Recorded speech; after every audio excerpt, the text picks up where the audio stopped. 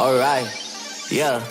1, 2, 3, mic check, what's up? 2, 3 on my back, it's up. Light years ahead, just call me Buzz. Hitting a shot in sync with the buzz. I feel like Joel Embiid, the process, yeah, I trust. Accolades got them swallowing the words, cause I know that they doubted us. Touch her, touch, can't touch this. I know they throwing that dirt on my name. When I check on my tag, it be spotless. Look in the mirror and snap my fingers and point like you know you got this. Winning man, winning man, winning man, winning man, winning man. Who gon' stop this? No one. Give it all I got. I'm going to the top. I'm going in. Right on the way to the top. Right on the way to the top. Right on the way to the top. Right on the way to the top. I'm going in. Flip the letter, I stick it. I came from the bottom to the top, but I'm not finished. I just needed me a minute. Standing attention, lieutenant. I gotta get up and get it. All I'm focused on is winning. You're not gonna cheat code. We win until the clock gon' hit zero. I'm fighting my way back like I was Nemo. Do it, I am a dynamic duo. Win, win, win, and win. That's right, my nickname is winning. Gotta walk in the building, gotta inspire the children. Wanna see my ambition, I'm not a regular civilian. Give it all I got. I'm going to the top. I'm going in. Right on the way to the top. Right on the way to the top. Right on the way to the top. Right on the way to the top. Did it, I did it, I did it. All grind. I'm going in. Got me like, all grind. Woo! Gotta go up to the top, won't stop. I'm gonna be the man, yeah, I gotta cut the knot. Haters really on me, tryna take my spot. But we go up, yeah, we never gon' drop.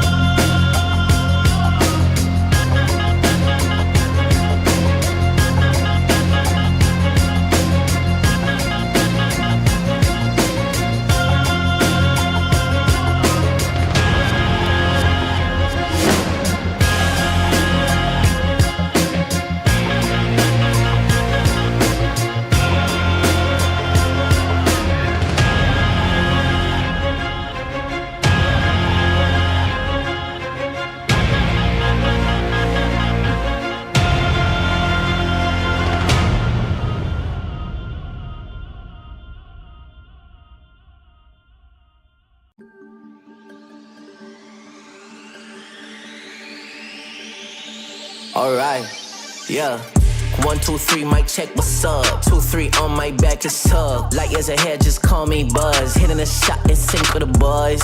I feel like Joel Embiid, the process, yeah, I trust. Accolades got them swallowing the words, cause I know that they doubted us. Touch her, touch, can't touch this. I know they throwing that dirt on my name. When I check on my tag, it be spotless. Look in the mirror and snap my fingers and point like you know you got this. Winning man, winning man, winning man, winning man, winning man. Who gon' stop this? No one. Give it all I got. I'm going to the top. I'm going in. Right on the way to the top. Right on the way to the top. Right on the way to the top. Right on the way to the top. I'm going in. Flip the bottom to the top, but I'm not finished. I just needed me a minute. Standing attention, lieutenant. I gotta get up and get it. All I'm focused on is winning. He not gonna cheat code. We win until the clock gon' hit zero. I'm fighting my way back like I was Nemo. Do it, I am a dynamic duo. Win, win, win, and win. That's right, my nickname is winning. Gotta walk in the building, gotta inspire the children. Wanna see my ambition. I'm not a regular civilian.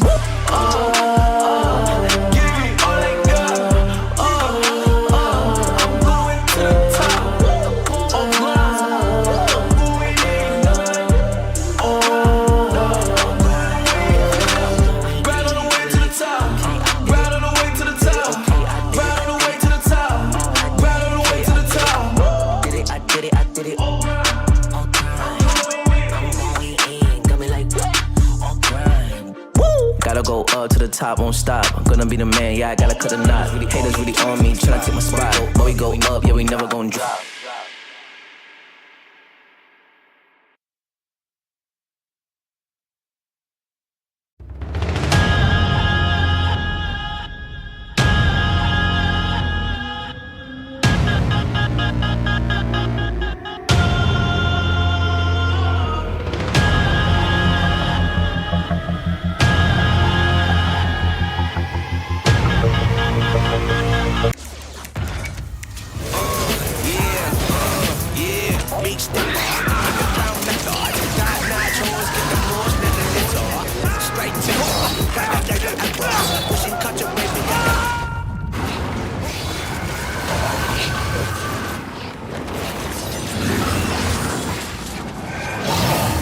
Reach your impossible with the AI-powered Legion Pro 7i, Lenovo Legion.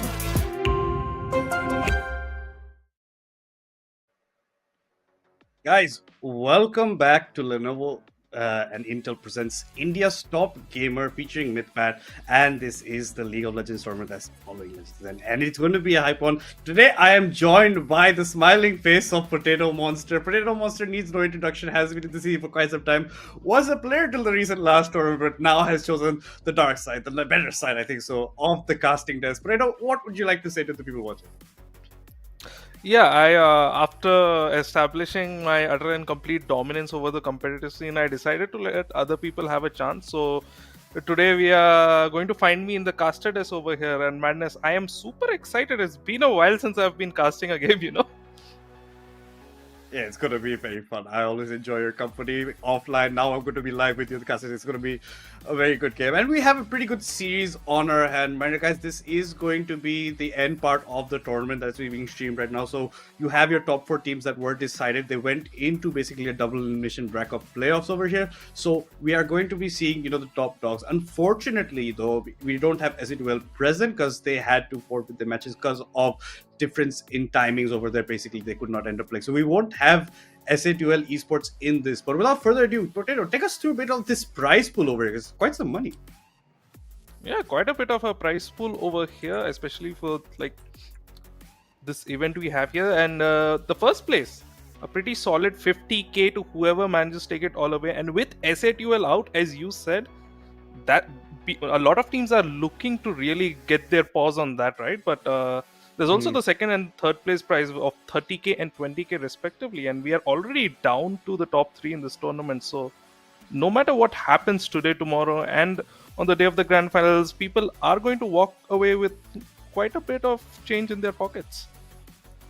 Yeah, and that's, like you're saying, money has been locked in no matter what. But just taking a look at that upper bracket, the double elimination brackets that I was talking about. Egoist, unfortunately, the team that did go through because, as it was backed out, ended up going down to Kakao 3-0 in the upper bracket semifinals. Revenants fell down 3-1 against Old Gods. It looked like maybe Revenants could have maybe come up, but unfortunately could not do much. They found themselves against Egoist in the lower brackets, which happened yesterday, round 1, and Revenants came out on top. So you already have your top 3 teams, like we're saying, they've locked in their money, and now Revenants will be playing whoever ends up losing today, because today is the upper bracket final between the Kakao Gaming and Old Gods, and then the grand finals will be on Sunday. So like you said, SETL Esports out of the competition, everybody is eyeing that top prize for themselves. There's a lot of hectic competition between them, and this is pretty much the top 3 teams except for SETL right now that we have in the scene, and that's how you can see it in today's matchup. Old Gods versus Kakao Gaming. Old Gods, the previous tournament known as Syndicate, with slight adjustments here and there, and then Kakao Gaming, I think needs no further introduction.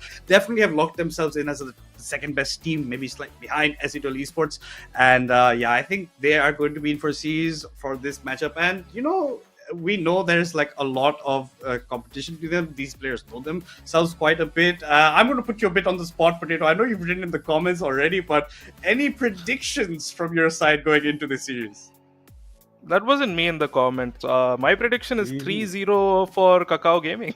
Kakao Gaming is definitely, I feel, especially with SATL kind of bowing out of this event here, I think Kakao is strongly primed to take it all. And I do feel like the other teams are going to be looking to trying and taking that prize away from them. But I think what is expected at the moment, given previous events and general standings, I think Kakao Gaming should be the one who quite easily wins this. That is what I am expecting, at least. Makes complete sense. And a bit of change, because technically in the last competition these teams played in, Revenants technically came third and Old Gods, then known as Syndicate, came in fourth. But it's been a bit of a role reversal, right? Anything to say about that, given that you are the man that's been missing from the squad? If you guys don't know, Potato Monster was the ADC for Revenants at the time. He's been substituted with Eisen coming into the picture. But I think this is a bit of a change, because we didn't expect it to be that much of a difference now coming in between these two teams, because Old Gods took it in pretty good fashion against the team. 3-1 is a very good series, especially against a team like Revenants.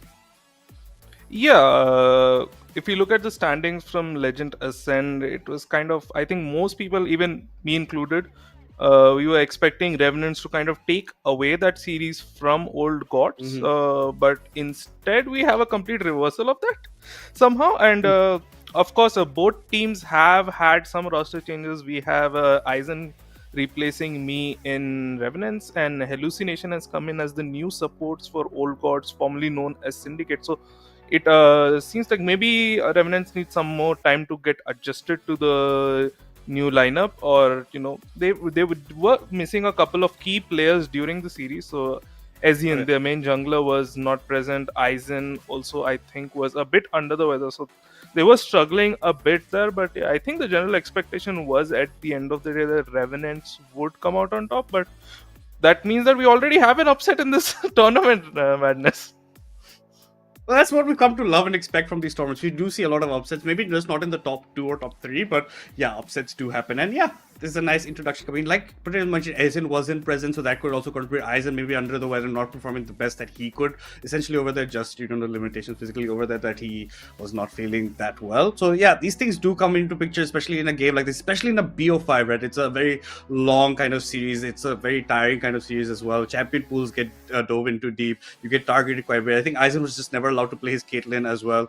And like speaking about targeted bans, your Tristana gets banned out all the time, your Smolder gets banned out all the time. So do you think in this matchup between these two teams there's any person that they'll be targeting?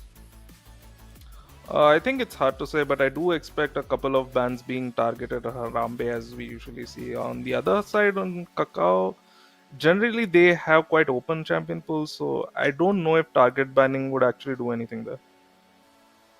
Yeah, and with that being said, guys, we are going to take a very short break before we jump into this upper bracket finals.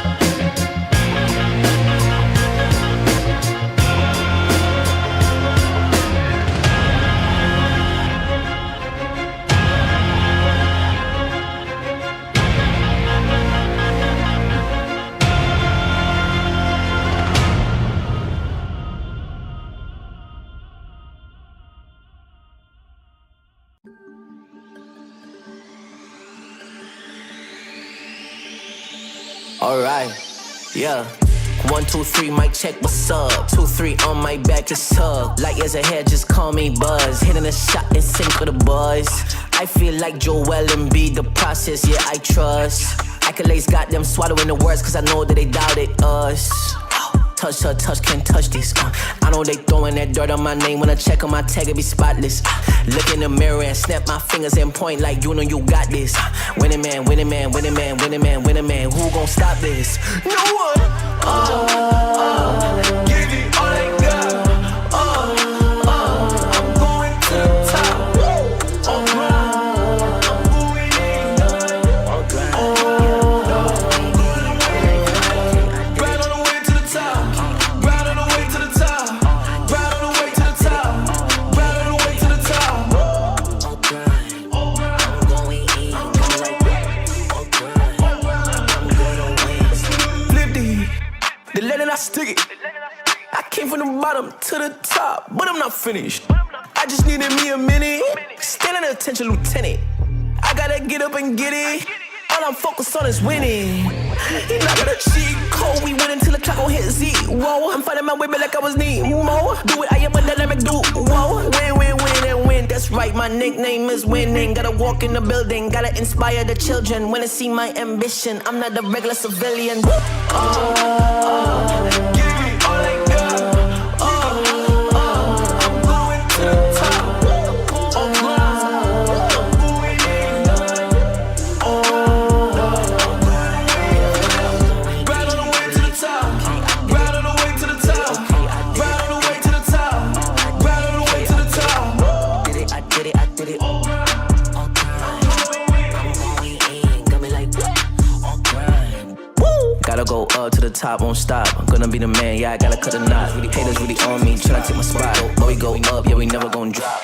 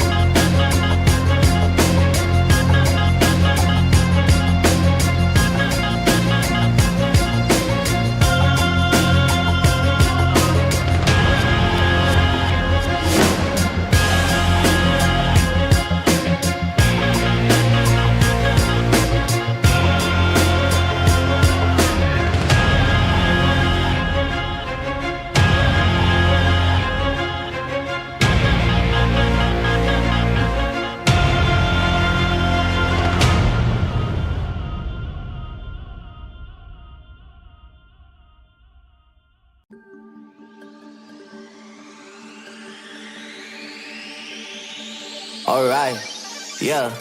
1, 2, 3, mic check, what's up? 2, 3 on my back, it's tug. Light years ahead, just call me Buzz. Hitting a shot in sync with the boys. I feel like Joel Embiid, the process, yeah, I trust. Accolades got them swallowing the words, cause I know that they doubted us. Touch her, touch, can't touch this. I don't.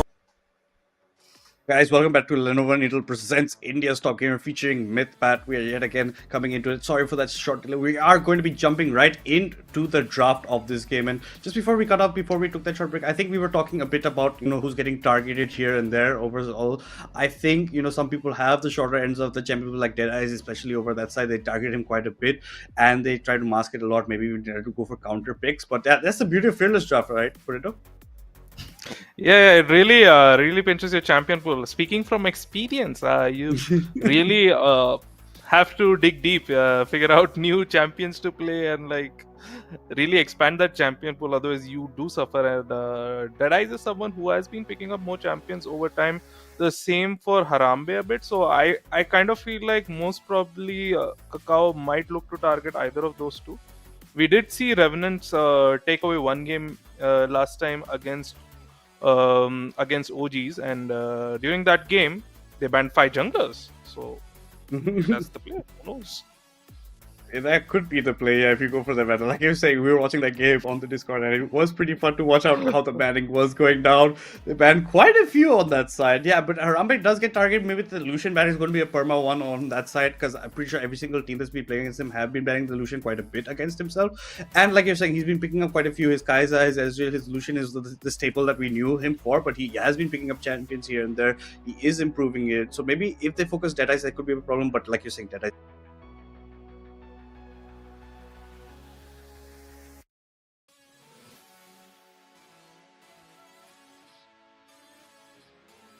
We were talking about gets banned away from Harambe, and then you can see Hue also gets banned out as we continue on. Yeah, it's going to be an Ezreal ban. This is pretty much as expected. Harambe's former one trick Ezreal getting banned. We see the Hue ban in response, so they're respecting W's Hue a lot. That champion is honestly quite a menace in team fights, and honestly get great takeaway. We see the Nami ban, so I feel like this might be maybe an indirect attempt to deny Lucian Nami or Lucian Milio. Yeah, I think so. That's not a bad way to go about it. You just ban out the Nami, you ban out the Lucian as well. You can ban it just comes with the dirty. And the Ambessa ban against Zuko coming in with a buy against Dead Corporal. Not sure you want to be targeting DC that much, because like we said, DC has one of the wider pools over here. You might want to target somewhere else to go for some, because even if you ban this out, he has the Xinjiao, he has his J4, he has quite a bit. He has his Diana especially as well. That's still coming up. That allows W to play his AD mids that he likes to play with, like his Talon or his Yone that he is known for. But with that being said, it is Kakao on the blue side. They will be getting their first pick. Even with the Nocturne ban, they're just going to be locking in that Orianna blind for W in the mid lane. Yeah, that's an interesting Orianna lock-in. We see YN Nocturne already banned, so I assume OG was trying to, deny some sort of Orianna synergy, but there's still a lot of champions that can be played with the Orianna. J4, for example, is open, and a very smart move by OG. They identify that and immediately pick up the J4, and it's going to be a Lucian pick to follow that up. Lucian pick Harambe is like, you take my Nami away, I have a Braum, I have a couple of other options that I'm going to be pairing up this Lucian with. He has no problem. And yes, Deadies picks up a J for one of the champions that he does also like to play alongside that Xinjiao quite a bit. He's also known quite a bit for his defeat. We have to see further along into this. He's also a good chase that we haven't mentioned. God Loki, who's technically the substitute for Old Gods, will be filling in for the mid lane. Usually when we've seen him substitute in, he's been playing instead of Harambe in the bot side. But this is the first time we're going to get to see Loki in the mid lane today, and looks like a Rakan pickup. It's going to be a Xayah pair up as well. Xayah has that, feathers fly, allows her to jump out of, some tricky scenarios, especially with the Cataclysm coming on. But let's see what they actually end up going for. Very interesting. You're just going to be blind picking your Rakan. Essentially, it does give you good engage as well as disengage. Let's see how well Love 2 has been doing. Love 2 Spike is pretty well known, but yes, it is that Rakan. It is Vortex going to be channeling that Xayah for himself. Mind you, Sam is not playing. Vortex is filling in the ADC, especially over today's side. So now you have that lovers duo in the bot side. Now let's see what the Lucian gets spread out. Quite nice options. The Milio, the Braum, the Thresh, quite a few options over there. Yeah, a very strong bot lane pickup. They pick up the Xayah and Rakan, and it kind of works well because Lucian's main weakness is that he has very low range. So it's pretty good to play something like a Xayah into that, because what's generally the weakness of Xayah, you don't really want to face up against a team that's just poking you out and not really going into you. With the Lucian pickup, that's pretty much Lucian and Jarvan. You already have two champs that have the ADC is pretty short range, the jungler is more dive heavy, and although Jarvan can be flexed into the comps, I do like the Xayah Rakan here as like kind of an expectation that OG is going to go into more of a dive kind of format, and then the Xayah is really good into that. And we see the Braum coming in to be paired up with the Lucian. I think a Milio was also an option here, but they do choose to go for the Braum. The more, you could say in some ways, early game, a comp with more early game threat, I would say, and a bit of a better front line. Also, Braum has the option of blocking Zaya feathers, which is pretty strong. If like you can deny a good feather pull, that cuts out a large portion of the Zaya's damage. Yeah, exactly. You're saying with that shield, you have a lot to be blocking it up as well, and that early game aggression that you can be showing with the Lucian in the bot side. We're talking about the bans in the second phase of banning. The Cassante banned out, as well as the Wukong from Old Gods, and the LeBlanc Malphite banned out by Kakao. I don't think Zuko was going to be playing the Malphite at this point in the series. He usually likes to play it on the later side. But to answer the Orianna, it looks like God Loki is going to be going for the Ari in the mid lane. Now you have some damage alongside the Lucian, but it's already looking like you're leaving the Braum as alone in the mid, like as your front line. Let's see what the answer is going to be from Kakao. They're yet to pick up their jungler in the top. The Gwen, a flex pick essentially, but it's not going to be that much of a mystery because they're just going to pick their fifth champion over here alongside it. I really want to see how well Love 2 and Vortex are going to be doing in the bot lane because Love 2 is usually being paired up with Sam. Sam apparently not available, and it looks like DC is going to be answered by taking the Xinjiao. This is like a double-edged sword to the gut of Deadeyes because it's a champion that he loves to play. So either way, Xinjiao's just not going to be open for future drafts as well just because of Fearless Draft. Yeah, that's interesting. Deadeyes does not have the biggest champion pool, and in this game, when we already see two of his most played champions being immediately taken away from them, and looks like it's going to be a Jackson response. I do love this pick because you look at the champions on the side of Kakao. There's a lot of focus on auto attacks. Gwen, you have the Zaya, you have the Xinjiao, already very auto attack heavy champions, and then Orianna also has a decent amount of damage tagged onto her autos, although she's not primarily reliant. So I do like the Jax pickup here a lot.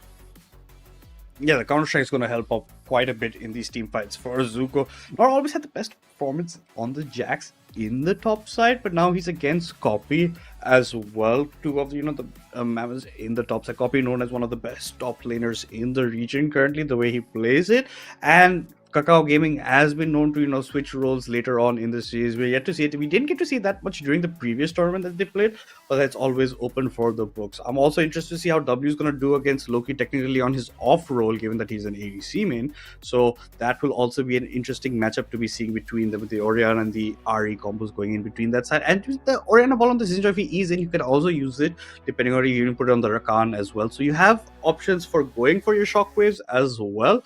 But all in all, both comps seem really well rounded out, honestly. Usually not something that we see in the first draft. We usually like to see people going for the comfort picks instead, but now it does seem well rounded, except maybe Deadeyes might be feeling it later on in the series, like Peter saying two of his favorite champions have gone out of the way. And Harambe, see, the problem sometimes with Harambe is that he feels like he has too much pressure to carry his team in these matchups later on, so he tries to go for those very short percentages of types of where you can get kills. He just tries to edge it forward as much as he can and tries. Sometimes it's like a 50-50 sometimes for him in those. If he gets them, he does snowball. If he doesn't, he does fall a bit behind. And he likes to play in this kind of a playstyle where he'll take any single chance he's given. So that can be something that Kakao can be trying to bait out against him and maybe make him fall into the trap. But other than that, I think Harambe and Helu will be looking to be establishing their dominance in the bot side. Yeah, Lucian, obviously it's a champion Harambe doesn't usually get to play a lot. It's generally I would say it's the most banned champion against him, even over the SL. But Kakao, it seems like Kakao had a plan going into this draft and they wanted him to pick the Lucian. That's what it looks like to me. And looking at the draft side, while both drafts are like fairly well rounded, I kind of really like what Kakao has done here with their draft, because if you look at OG's draft, it's mostly, if you look at how this draft is going to try and play out, it's not a very high ranged kind of comp. It's like a bunch of champions that want to go in and just beat up the enemy team, and Kakao's draft that's exactly what they want, right? They have the Zaya with the feathers, they have the Rakan to kind of peel, Orianna with the shockwave and the slows and the peel, and then the Gwen. So you're going to be diving on top of a Zaya Gwen that might end up turning very bad for OGs in these team fights. But on the other hand, they also have the option to kind of split the map and try to go for a more pick oriented playstyle, and I think that's going to be the big question for me. Is it going to kind of break out into like these big 5v5 fights where OG is kind of forced to engage onto Kakao, because they have like maybe better position on objectives, or just that's just how the fight plays out. So I think in those cases, Kakao's comp is going to be very strong against OGs. On the other hand, if it's kind of a situation where the map is split up a lot, I think with the RE Jarvan, they have the potential to really get a lot of picks out and kind of snowball their lead and play mostly with a man advantage. So I think that's generally what OG is going to be looking to do, and it's honestly quite interesting to see because OG, it feels like, has improved their drafting a lot coming in from Legends. And it does feel like they have done quite a bit. They have, picked up a few members here and there. They've changed some things on the around there, and they have been looking like a pretty dominant team coming into these matches. But they are against a team that is known as maybe the second best team in South Asia that have only been dropping series to Residual Esports, right? And even Kakao technically didn't have the best of showings in that last tournament because they went down 3-0, 3-0 in both series, and that was unfortunate for them because they usually, against even Residual Esports, they do take it to maybe even 5 games. So maybe they've also had a slight dip in performance. But I would really like to see what Dead Corporal's going to do because for the tendencies I've seen him in past tournaments and past matches he plays, when he's on the blue side, he really likes to go aggro into the red side jungle early on and maybe cheese a bit on the jungle. I've seen him done it like twice with succession without the wards being placed in. So I think this is maybe something that DC has on his mind when going into this matchup. And this is where you have to bring out, importance of those early aggressive junglers. You have a Jarvan on one hand, you have a Xinjiao on one. Very good early game junglers with the flag and drive, with the Xinjiao latching on. So let's see who actually gets those ganks early on, who ends up picking up the feats of warfare. Because I think this match it's going to be blown open, especially around that grub side. Who gets that rotation timing perfect for themselves? Who actually starts making the moves onto that side? And how well Loki's going to be managing himself in the mid lane, given that he's maybe not that comfortable compared to what he's been playing mostly ADCs on this side. With the RA, maybe it's less trickery compared to maybe a champion like an Orianna. But let's see still yet how well he adjusts, what kind of build he goes for, how the roam timers are going to come from, how he gets at the end of it. But this is, guys, remember, this is a best of 5 between these teams. So minimum games 3, maximum games 5, and according to Potato, it's only going to be 3 games, is it not? I would also be siding slightly on that side, just given how we know how Kakao is, their previous interactions, where Kakao has every time pretty much come out on top. So I would also be slightly favoring that position. Maybe I'll order it slightly to a 3-1 maybe. But other than that, I'm not going to change much. I'm pretty sure Kakao he's going to be looking. I'm looking for maybe Orgots to change up something. Or like you're saying, the drafts improve, maybe the gameplays improve, especially that they're beating a team like Revenants as well, right? So that's just showing that they're moving up one step of the ladder, or running up the ladder one step at a time, and they are making those improvements. Let's see how well they can match up. This is going to be like their biggest test coming to, like you said, Kakao without SCTL Esports is pretty much the top dog in the competition, the team that people want to beat. So this is the best and like the biggest challenge they've faced so far in our tournament here. Yeah, definitely. It's going to be an uphill battle. OG has shown a lot of promise recently. They did send Revenant stumbling down to that lower bracket, which, like we mentioned before, we weren't really expecting. I wasn't really expecting that. So there is some promise there. And like Kakao, although they did drop games to SATUL, if we like look back at their track record, they didn't really drop any games to anyone else. So they still, I think, the favorites coming into this. And something to consider, like you mentioned, is that it's going to be Loki in that window. It's not going to be YYZZ or Kagura, as many people know him, in that mid lane. I feel like he was really a core pillar of this OG's lineup, and it's going to be a bit hard for Loki to fill those shoes. And he does play a decent amount of mid lane in solo queue. I've never seen him actually play him mid lane in a competitive setting, but hopefully maybe they're able to take this game. I don't know. I feel like Kakao really has the edge here. W has been playing mid in a competitive environment in solo queue, just everywhere at a very high level for quite some time. So it's definitely going to be very hard for Loki to kind of match that. On top of that, if I feel like if Kagura doesn't return for game 2, for game 3, this might be even more of a 3-0 than I was expecting in just complete stomp, because honestly, I feel like the mid substitution could be very rough on them. Yeah, like you said, could be a slight hindrance to their side. Like you're saying, Kagura has been quite a bit of stable. He's a guy who's been known to be very aggressive in the laning phase as well. Tries to get them ahead. That's it. His Diana is something that people also do fear. And with Loki coming, like you say, the first time for everything with Loki coming into this matchup. But guys, I think without any further ado, we'll be jumping in to game one of our upper bracket finals. Mind you guys, this is a best of 5. Kakao Gaming on the blue side. All Gods Esports apparently on the red side as we head into the Rift. Copy's gone for the traditional Ignite TP on his Gwen, and look at this, all 5 members of All Gods are on this top side. But Copy is not taking any baits. He's waiting near his turret. He's happy with just playing that default parallel across the river. So All Gods is pretty much going to not get anything. Zuko's trying to bait out Copy to come in forward over here. Copy's going to eat the counter strike. He gives a grasp of a nice stack. Dead Corporal. This might be a problem. The charm does land. The Braum stacks do connect. First blood going over to Harambe Avenger of All Gods. Yeah, that is honestly quite a beautiful sequence by OG. Crown walks up to the to the third brush in the top lane. He knows that he has his team behind him, so as long as like he doesn't run into 5 members, which was a bit of a risk. It was a possibility that he could have run into 5 members, so a bit risky there, but he chooses to take that risk, finds Copy in the brush. DC decides to move over, thinks maybe this Jax is alone, maybe I can get a free pick here, walks into the pixel brush, and boom, Braum passive.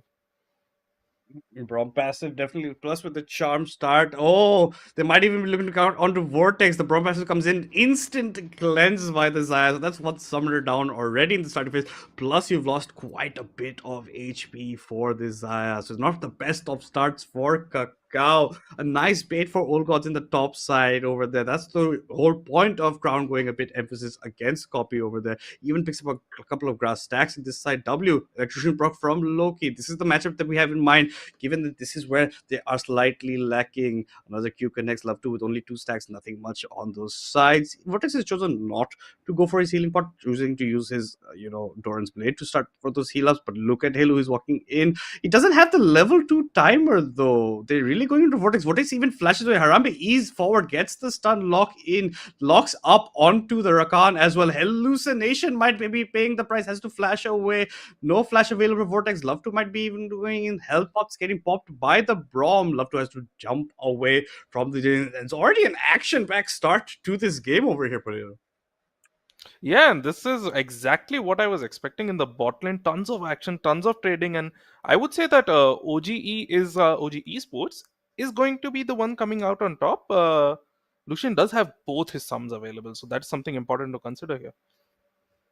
It is definitely Dead Corporal is looking to maybe get stunned up. The flag and track gets flashed away by DC, and instead they're turning it on to Deadeye. Deadeye falls down, so does Dead Corporal. Now it looks like Harambe Venture might go down. Barrier pop, flash pop. One more auto would be enough. Love to flashes forward. No, he stumbles back. The auto gets cancelled, but with the knockup, he actually gets the kill. Over here, Zuko's gone for a roam mid side. Gets the flash away from W. So it's 2 kills to 2 kills. Next kill is Feats of Warfare for either team.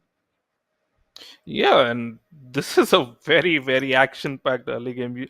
We already know Kakao likes to play this style, but OG is generally a team that tends to play a bit slower, but it looks like they're going to throw all of that right outside the window as they go for play after play. The flash It looks like charm another connects. skirmish. One more auto. Oh no, W just about survived it. I was looking here. Oh, the flash flag gets the kill. Secures the Feats of Warfare. And also with the Loki with a nice flash charm connect over that side. You do get 2 flashes, but you do secure the Feats of Warfare. Orgod is going to take that any day of the week.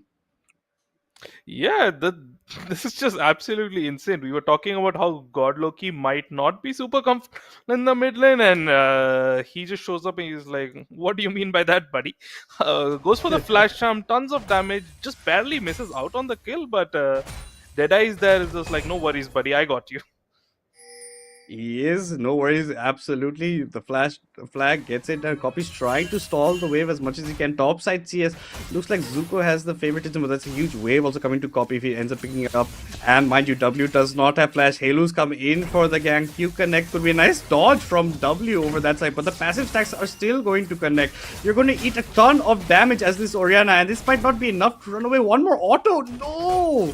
W still does manage to get out. It was a nice dodge on the key that essentially leads up for this. What's this might be a dive onto Harambe Venture. He's away from the knockup of the Rakan. He's going to securely get out. Dead Corporal looks to be going down, and it's just looking like one disaster after another for Kakao. They tried to answer back fire with fire. Unfortunately, met with water in the bot side. Nice movement from Harambe. He's away from the knockup. Gets away securely, and a very botched dive coming in for Kakao. Yeah, botch dive by Kakao. I like the intent behind it. Hallucination moves to the mid lane, tries to get a pick onto the Orianna, and there was just really a very disciplined gameplay coming in by Loki. Waits for the Braum stun to connect before using his charm. Unfortunately, they are not really able to find the damage to kill the Orianna. Perhaps a few autos missed, but never mind. He's going to hit level 6 and goes immediately for the solo kill, and is going to get it in. W is kind of looking a bit 0-2 in this mid lane right now. Well, he is looking 0 because the man is 0 to run. The Dark Seal with 0 stacks onto end. The Loki we were slightly doubting, given that we haven't seen him be playing much mid in professional play or in tournament play, is proving his worth. He's had quite a bit of help, especially with Hallucination coming in, with Crown also coming in with the gangs, but he is proving his mettle, gets that solo kill after hitting that level 6. W not respecting the timer, given that he missed quite a bit of XP when he was getting pushed back, and pays the price for it. Talking about items, Jax has picked up a Sheen in the top side, a lost chapter for the RE. It looks like we have quite a game on our hands because it's 5-2 for Olgos, the team that we were backing to slightly be the underdogs in this matchup, given the previous history between them. It's already 3 kills onto Harambe, the man you don't want to be giving these early kills onto. The W misses from Dead Corporal on this side. Loki's trying to run away. The shockwave comes in. Loki doesn't have flash. It looks like Deadeyes has chosen to sacrifice RE. RE was not in a situation that he would be rescued from, especially with the shockwave coming in. And that's the answer Kakao is looking for. Now they pick up a bit more mid-prior. They're going to be looking to pick up the Scuttle and maybe head over towards the Drake. And this is the kind of beautiful macro kind of play that I expect out of Kakao, especially in the early game. Dragon is up. We see Love to going for the reset. Resets immediately, goes mid, shows up with his with his jungler over there. They know that the RE doesn't have her flash yet. Goes for the kill, and they get prime on Dragon, but seems like they've decided not to do it just yet. They had prior, they didn't choose to go for it. Instead, going back to the try and twisted bot side. Harambe is still level 5, mind you. Vortex is a level up, does have his ultimate, has the feather fly. No culling for Harambe. He realized to get this wave pushed in, then culling to get some extra damage onto his counterpart in the bot side. But yeah, good play coming in with Kakao. Nice knowing of timers of the flash, not up for Loki. Goes in, gets a nice kill in the meantime.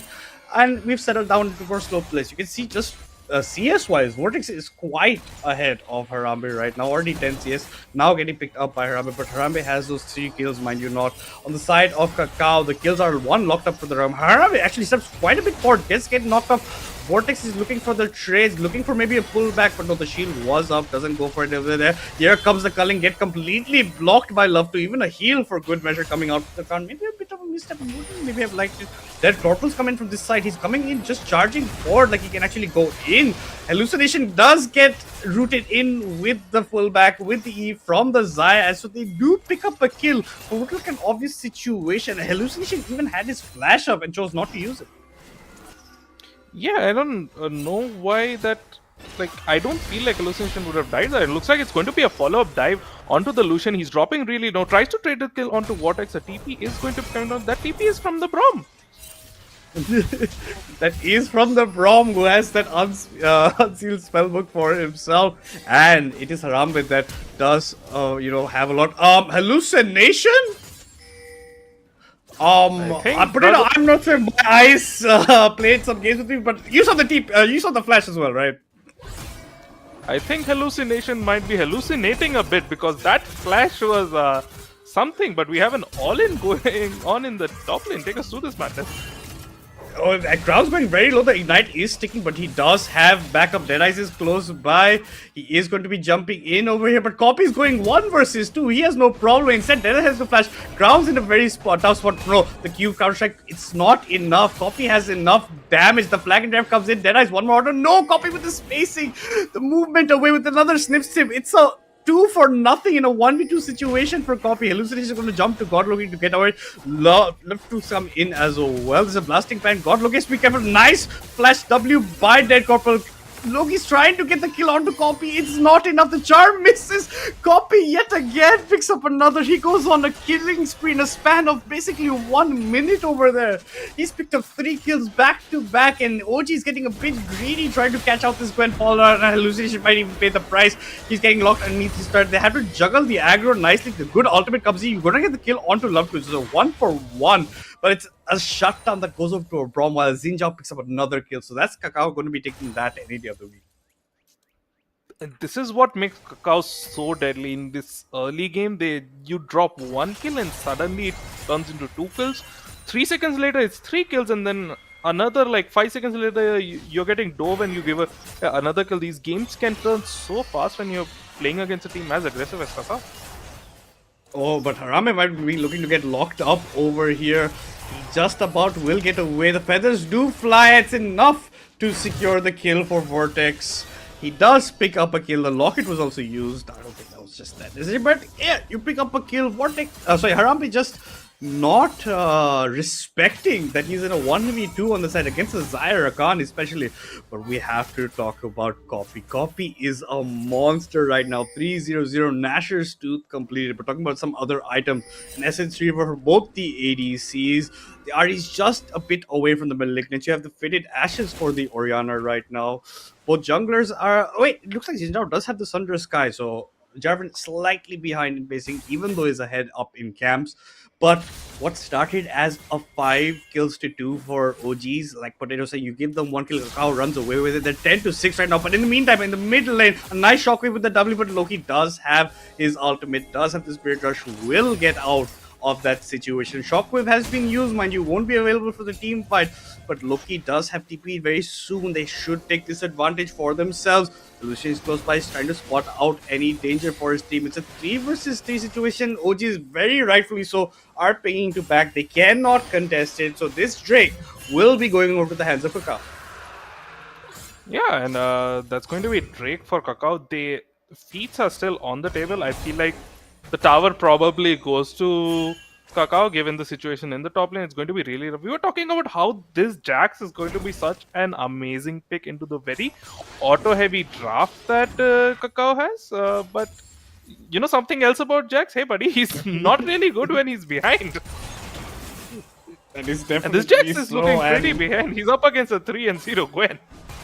Yeah, he is against the 0-3 Gwen. It's not just basically his fault, it's also the fault of how he's getting back up. That Zuko was going to die, I think you just leave him at that point. Then only getting gets one, but hold that thought with bot side. Dead is close by. Here comes the ultimate from the Braum with the slow. The flag and drag does connect, but here comes Dead Corporal as well. The feathers do fly. DZ picks up his 5th kill. Deadice, there is nowhere this Jarvan 4 can go. He ends up going down as well. That kill goes to the Zaire, who is now also 3-0-4, and this is Kakao Gaming snowballing this game quite a bit. And yeah, Jax behind can't do much. A Lucian, who was 3-0 at one point, is also 3-3 right now. First turret also be looking to be picked up by Kakao in the bot side. They're trying to get as many plating as they can, but in the span of a few minutes, it has been blown wide open. It's been 13 minutes, and we already have 8 kills on the board. Yeah, and Kakao is just taking that bit of a misplay on the top side. One mistake, and boom, suddenly the game has completely flipped on its head. We have the Lucian, who was 3-1, is now 3-3. Vortex right now is 3-0 instead. He is, I believe, ahead in gold as well. So, this is almost a 4K lead for Kakao. It's only 13 minutes into the game, and seems like they just know where OG is at every single point in the game. And interesting ult. Interesting, very all fine Loki. W had to flash because he's running away. Loki's going to use the rest of his spirit to run. A nice shockwave on Dead Corporal is going to force Loki to see the grey screen. Hallucination is trying to run for the hills with the help of Dead Eyes, but can he get away? The knock of the CC is enough. It looks like they want to go for even more. Hallucination might get out, but Dead Eyes might not. No, the flag and drag comes in. He does get to a safe distance, and Loki's ill-timed Spirit Rush does cost him his life. W, you took quite a bit of third shots. It looks like Dead Eyes wanted to narrow the gap and Cataclysm on to W, but no, that does not happen. The flying drive was there, but it's not enough. Here comes the ultimate auto takeover plus the exhaust. The Cataclysm comes in. The shielding is there. That's going to be Dead Corporal going down. A good shutdown getting picked up as well. And a couple of CS. We have some rotations coming in, but Copy is going to be hitting away at this turret quite a bit for himself. He's going to be backing away now, knows that the resets have come in. They're going to go bot side. But yet again, top side, a bit too aggro from them. They went a bit too deep, and yeah, Dead Corporal pays the price for it. Yeah, and I feel like, man, this is what I was talking about during the loading screen, right? Kakao Gaming comp really wants people to run into them, and that's what OG has been giving them. What I wanted to see from OG was more like you had these really smart plays around the RE Charm and the Jarvan, knock up and alt lockdown. Instead, they're just trying to run down Kakao, and it's not working at all. You have the feathers, you have the Gwen with her immunity ring. It's just very, very hard to fight that team comp by running into them. Absolutely. And that's what they've been doing for the past, I would say, around 10 minutes. And they've been paying the price for it. A pretty hefty price. After they had the lead also, right? Like, they had a good spot in the game. They give up a kill here, then they start jumping in a bit too deep. Yes, there is good disengage. Yes, you have the Feathers Fly as well for the Zaya. She's not going to be much in trouble. She's deathless as well as Copy. And I think a lot is also up to what happened against Copy in the top side, where Copy picked up those 3 kills in quick succession for himself. You can see that Harambe and Hallucination want to defend this turret. Vortex has come to pick it up maybe before it can come in. Here comes the culling to clear out the minions from the wave. On this side, Loki has to use his Spirit Rush to get away from DC. DC might get cornered with the flag and drive from this side. That's exactly what Dead Eyes is looking to do. Dead Corporal might be in a bit of trouble. Does not have his flash, but has the backup of his teammate. Here comes a massive shockwave. Gets Loki as well as Dead Eyes. That's going to be Loki falling now. Dead Eyes tries to use Cataclysm plus the flag and drag. Actually gets away to safety. Love to is a bit daunting over there with his movement with the S coming in between the steps. But yeah, they're trying to go in for plays that are not there, and they're getting answered back in heavy fortune.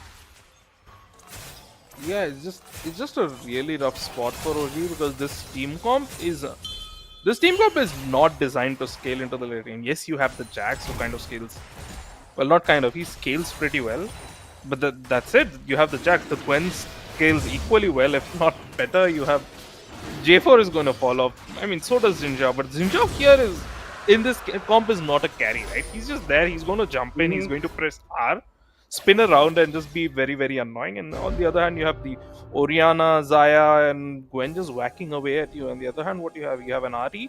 The champion is going to fall off so hard after the mid game. Lucian, again, mid game champion, is going to fall off really hard. Man, we are in the mid game right now, and they are really behind. This is really rough for OG, and I think they really need to be praying for a big throw from Kakao, which we have seen Kakao do before. So they're going to be praying for a really big throw from Kakao, maybe like a big throw around Baron or something. They need a really big play to kind of just propel themselves back into this game, because they're completely out of the driver's seat right now. Yeah, it's 4.5k advantage in gold also for Kakao, and they're in a very nice spot the way it looks for themselves. Copy, nobody can pretty much answer the Copy in the side lane. Loki's trying, he uses the charm, uses the Spirit Rush to get his distance. So ultimates get exchanged, Loki even emotes, but that might not be enough. Jax might be in a tough spot. Here comes the Shockwave, here comes the Rakan ultimate as well. The counter strike is there, but is it enough? Actually, it is. Crown gets away, does ward jump at that point, gets out of it. Dead Eyes was close by.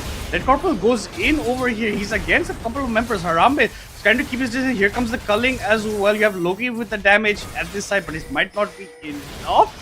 The Dead Corporal is still a monster. Harambe is trying to hit away this side, but finally the W from the RE gets the kill onto DC. It was a bit of an ambitious play. He almost got Dead Corporal. Flash forward by W. One more auto is enough to secure the kill. There's a TP in the bot side, but Copy does not mind. He's just going to go for this turret. Gets 750 gold, but no, he doesn't even get that. And that's a good amount of shutdown going over to Crown, who is already far behind. Meantime, W picks up the kill on Nation, who is just left alone. Yeah, I see what you're doing there, Kakao. Kakao is having a little bit of fun. DC just casually jumping into 1 versus 3, and yeah, that's pretty interesting. Kakao, I think, is just having a bit of fun. They feel like they have the goal lead to do so, and honestly, they kind of do. Looking at the Zinjo jumps into 3 people, presses R. He's taking damage, but he's not taking enough damage. He's just healing it all back up and stays alive for quite some time.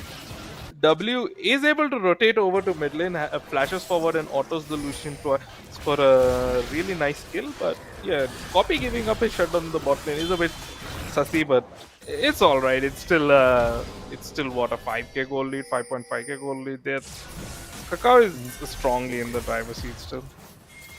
Yeah, definitely. And with that, Rift Trail picked up the feats of strength, also get locked in for Kakao Gaming right now. There's a TP in the bot side for the Oriana to try and match Crown. That side, Atakan has also spawned, so that should be in people's mind. Deadeyes with the flag and drag, but was already read by Kakao's members. And once you jump in, Kakao's not going to let you go out that easily.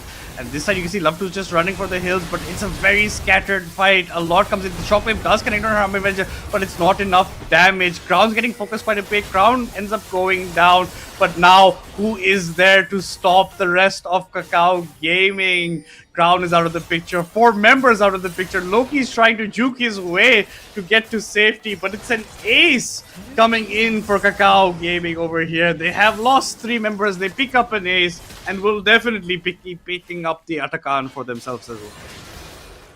Yeah, and looks like they're going to start by stealing some of the jungle of OG, but at this point, Kakao is just so far ahead that they don't even really care about what their comp does, right? So they just ran into OGs there. Like, oh, our comp is better when people run into us. Who cares? We run into them. We have a 5k, 6k goal lead. We win anyway, and that's exactly what they do. And as you said, it's going to be pretty much a free Atakan, no contest here. They win the team fight. They're going to get the Atakan. This lead is just completely spiraling out of control, and we are slowly moving towards the later stages of the mid game. Copy is going to go for a very casual 1v2, it seems, and Charm connects onto the Oriana. It seems that OG is going to be survived this little skirmish over here with no lives lost. They're going to be thanking their stars for that, but yeah, the goal lead at this point is just too much madness. We are approaching the late game, and as we approach the late game, the champions on the side of OG are going to start really falling off. The Ari, the Lucian, these champions do not really want to be playing like a 30, 35, 40 minute game at all, and they're already out of time. They are out of time. In the mid-game stage, they weren't even strong enough to contest. Every single fight they're going for, Kakao is coming out on top. They think they have the advantage, but like you say, Kakao wants them to run into them. Kakao takes advantage of it. The last fight, they just dominated pretty much. They will be picking up the Chem. Drake puts them on Get Back Soul Point, but I don't think they're even going to wait for the Soul Drake. DC's on the top side. He's going to be doing his own casual 1v2. Crown has enough damage right now with the Trinity Force as well. Deadeyes is coming in, but it's very late into this fight. Dead Corporal is trying to survive. He's got so much time right now. He even gets almost the kill onto Hallucination. Just about survives that skirmish. But that was a 1v3, mind you. And already look at HP bars off Crown as well as Hallucination. That is not the kind of outcome that you are hoping for. Love to just defending this turret. Loki is not even strong enough to contest him, and look at just the items of the Zaya. She's one entire item ahead of the Lucian. The scaling Zaya compared to the not so scaling Lucian later on, and she's already an item ahead. This is pretty looking dire, and that's a Navori's as well, right? So you're just going to get those resets on your abilities as you keep on fighting in these fights. Top side, Helu has got his retreat. Finally feels like he's in a safe spot to go for pace, but oh, I think Oriana has a different idea about this. Helu might not be looking at his screen. The Q W plus the shockwave. W secures the kill onto Hallucination, who was slightly absent-minded, maybe back slightly behind more, or maybe just even walked to pace at that point. You've walked so far, but no, he ends up giving a kill to this Orianna. Look at the Xayah, 4-0 and 8. Copies died twice, but the Xayah has been left untouched pretty much in these fights. You can't focus it on to that much. Poppy is such a beast in these front lines, goes immune, does so much damage, and it's just looking like OGs have to start thinking about game 2 at this point. Yeah, I think that's pretty much the play for them. They need to figure out what to do next. This game does feel a bit over. There is a small chance they win, maybe like a really big throw, but it's kind of hard. Like the scaling is already. You're getting completely outscaled right now. You're just praying for a huge misplay by Kakao, and like as we can see, the members of OG are struggling to kill DC in a 1 versus 3, and what do you do at that point? Exactly, what do you do? Here comes the Rift Herald. DC is going for his driving force over here. Crown's trying to root him up, but DC is so tanky. The R even gets popped. He's diving in so deep. Here comes the Rakan ultimate. The Dice with the flag drive trying to go for more. The culling comes in, but it's just tickling their position right now. Harambe doesn't have the damage he expects. He gets popped. A 3-man shockwave comes in for W, and that is pretty much GG. OGs are eliminated in this fight. A clean ace coming in for Kakao Gaming. The shockwave plus the engage from Dead Corporal is enough to say send OGs licking their wounds heading into game 2, and a pretty decisive game for Kakao in game 1 over here with this victory in this best of 5. Yeah, we did see the slight spark of resistance from OG in the early game, especially in the place least expected, in the mid lane. Loki was able to stand up against the Orianna. He was able to get that Orianna down to like a 0-2 scoreline.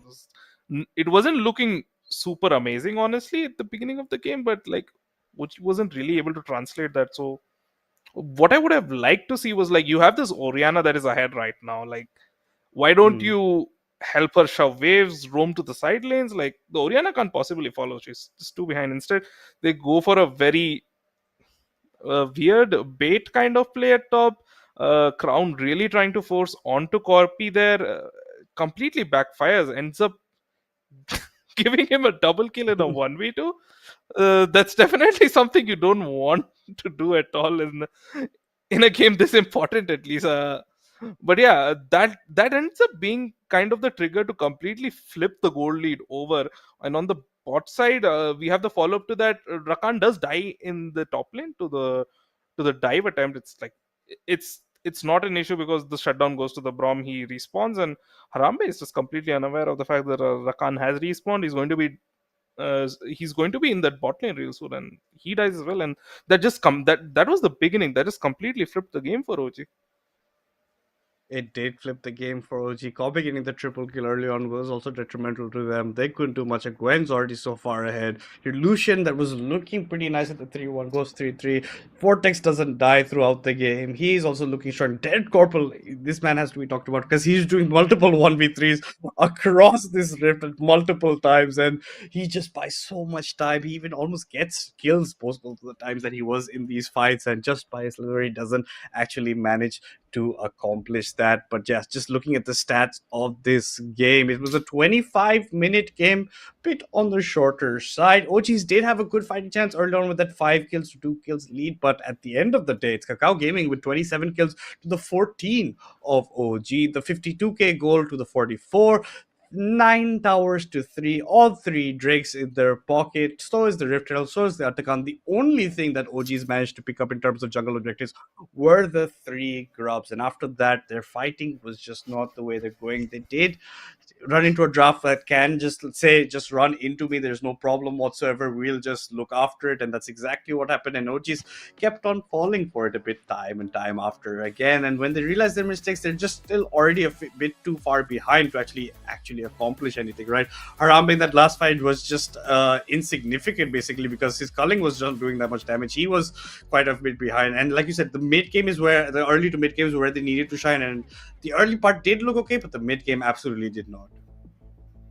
Yeah, and Harambe really not having the best game. We saw him really step up in that series against Revenants, and that was part of the reason why they were able to pull away with the win, right? But this time he did find himself 3-1 in lane, but shortly after he was 3-3, he just ended up giving all of those kills away. Part of it was also like some of it was not his fault. Like the one time hallucination decided to hold on to his flash, ended up dying, and then Lucian finds himself in a really bad spot. But other times, for example, the Rakan dying, respawning, just walking bot, and him dying to the 1v2, that's really not what was needed in this guy, especially after what has happened in the top lane. You've already lost your gold lead. You need to like after one mistake happens, you kind of need to stop the other mistakes, right? But they just kind of lost momentum after that, and they were already behind. But after that, it's just mistake after mistake after mistake. Ari just dashes into a wall, fails, decides to go for the play anyway. It's like, I think what OG really needs to do is like, if a play isn't really working out, maybe you should just call it instead of like 3 people killed. Yeah, I think like you're saying, the bleeding has to be stemmed at some point. You can't just keep on going back to back and keep on giving them that gold, right? The play goes back, you go a bit to the farming, don't take that many fights, get to a point where you're okay back a bit into the game. But that's the problem with their comp, right? They don't have the scaling actually to do that towards the ends. If they give up the lead and they start bleeding too much, it's just not something that they can actually bounce back into. The Gwen's going to scale so much, the Orianna plus the Xayah better than the Lucian in scaling. That is definitely something that is there. And yeah, we saw Kakao gave the Lucian on something that they did have a game plan, and the game plan worked out over here. Even though the Lucian did have a fair bit ahead earlier on, the 3-1 couldn't manifest it into anything later on. Like you're saying, with the flash being held near the turret was a bit of a mistake.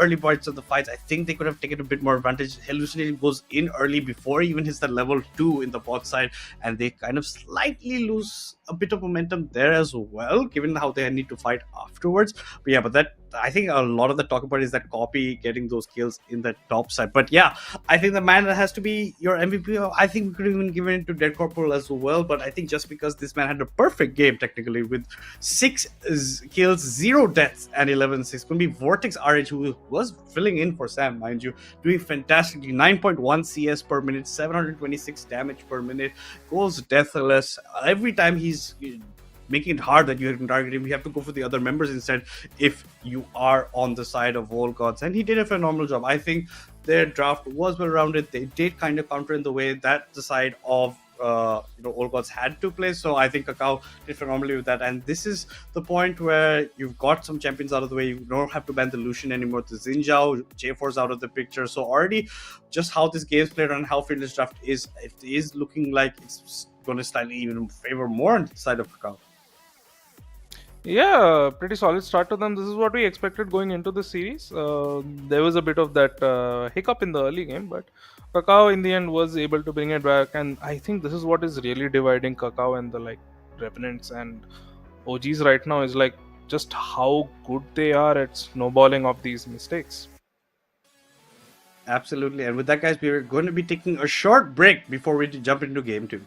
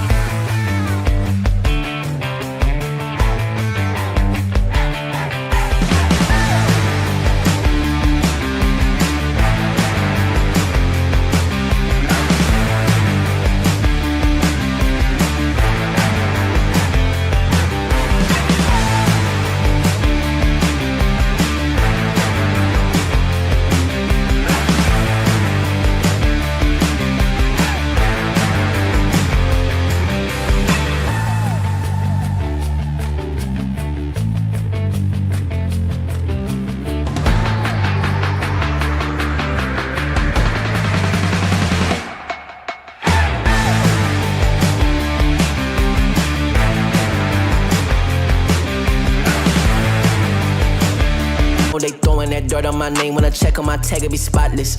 Look in the mirror and snap my fingers and point like you know you got this. Winning man, winning man, winning man, winning man, winning man. Who gon' stop this? No one. Give it all they got. I'm going to the top. I'm going in. Right on the way to the top. Right on the way to the top. Right on the way to the top. Right on the way to the top. I'm going in. Flip the letter I stick it. I came from the bottom to the top, but I'm not finished. I just needed me a minute. Standing attention, lieutenant. I gotta get up and get it. All I'm focused on is winning. You not gonna cheat code. We win until the clock gon' hit zero. I'm finding my way back like I was Nemo. Do it, I am a dynamic duo. Win, win, win, and win. That's right, my nickname is winning. Gotta walk in the building, gotta inspire the children. Wanna see my ambition. I'm not a regular civilian. Give it all they got. I'm going to the top. I'm going in. Right on the way to the top. Right on the way to the top. Right on the way to the top. Right on the way to the top. Did it, I did it, I did it. I'm going in. Got me like, all grind. Gotta go up to the top, won't stop. I'm gonna be the man, yeah, I gotta cut the knot. Really haters really on me, tryna take my spot. But we go up, yeah, we never gon' drop.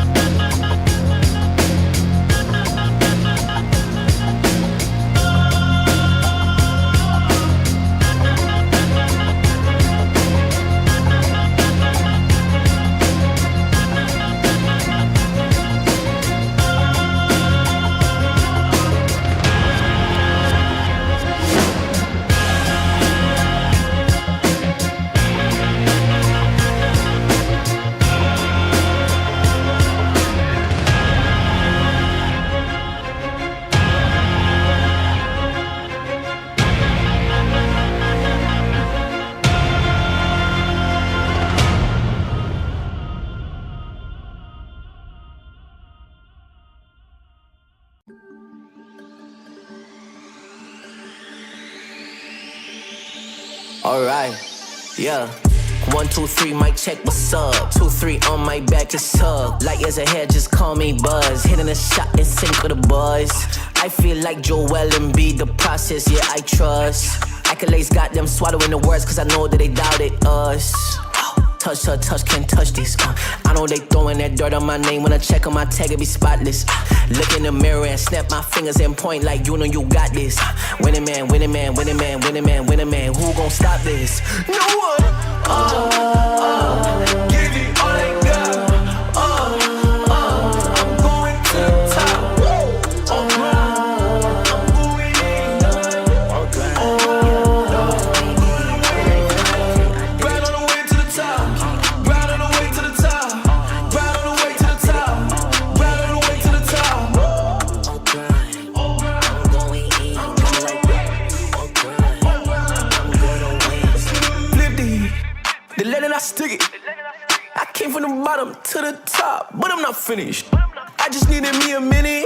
Standing attention, lieutenant. I gotta get up and get it. All I'm focused on is winning. He not gonna cheat code. We win until the clock gon' hit zero. I'm finding my way back like I was Nemo. Do it, I am a dynamic duo. Win, win, win, and win. That's right, my nickname is winning. Gotta walk in the building, gotta inspire the children. Wanna see my ambition. I'm not a regular civilian. Give me all I got. I'm going to the top.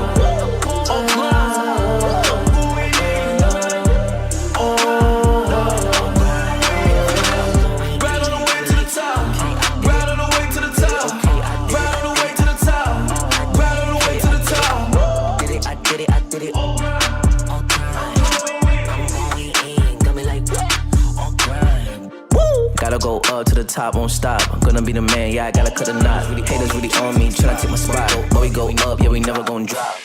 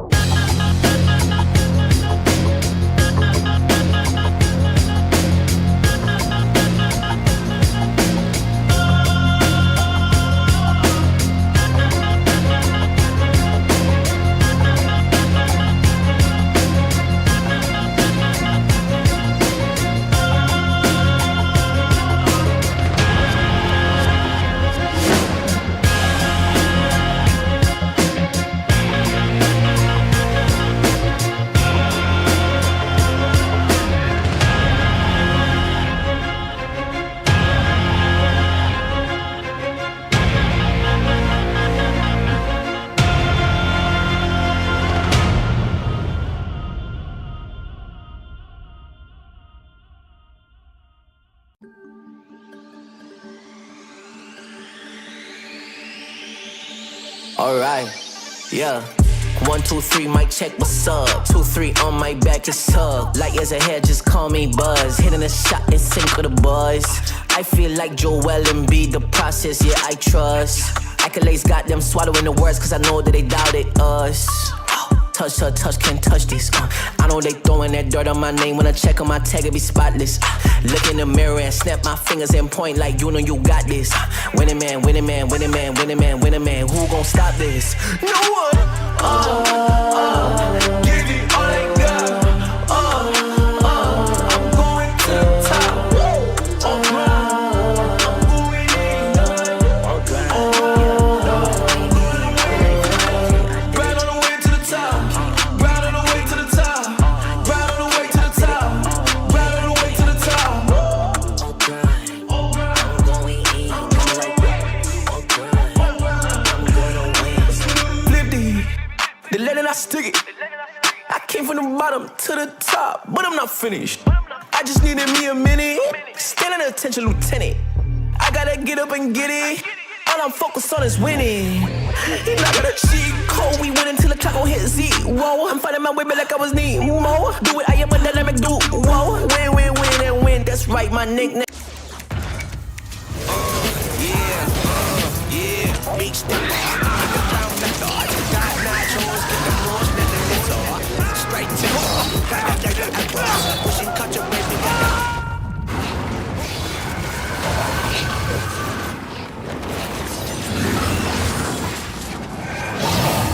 Reach your impossible with the AI-powered Legion Pro 7i, Lenovo Legion.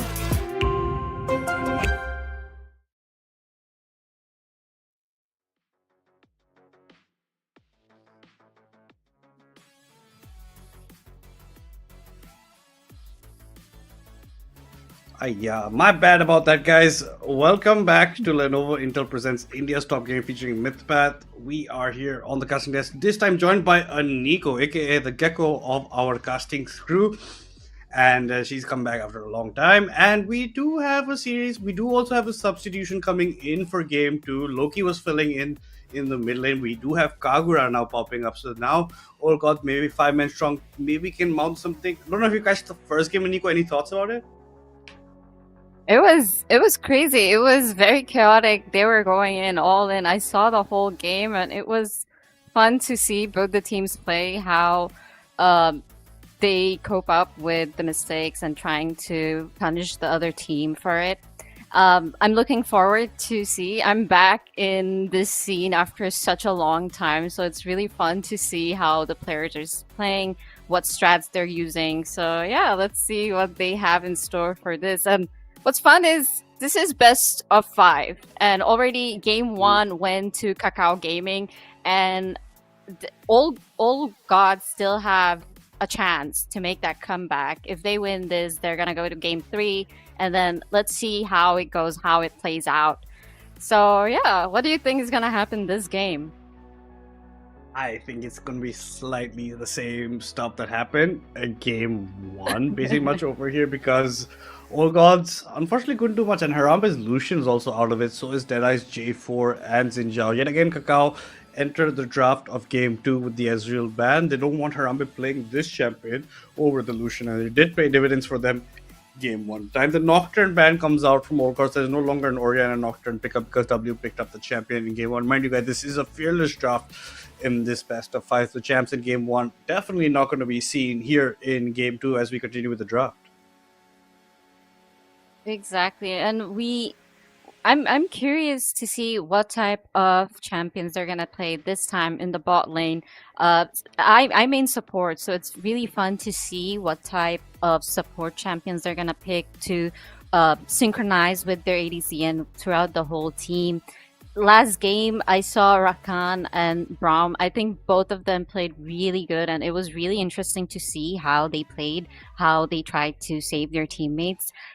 I enjoyed seeing Orianna with her beautiful ults and that beautiful triple kill in the top lane by Gwen. That was crazy. That 1v2, it was crazy. I thought she was gonna die there, but my god, she made that comeback. So it's interesting to see what they might do this game. And we see that Kakao Gaming has banned Nami, Lissandra, and over here OG banned Yunara. Now that's something that's totally a new champion, and I was curious to see how they might play, but it's banned, unfortunately. What are your thoughts on Yunara?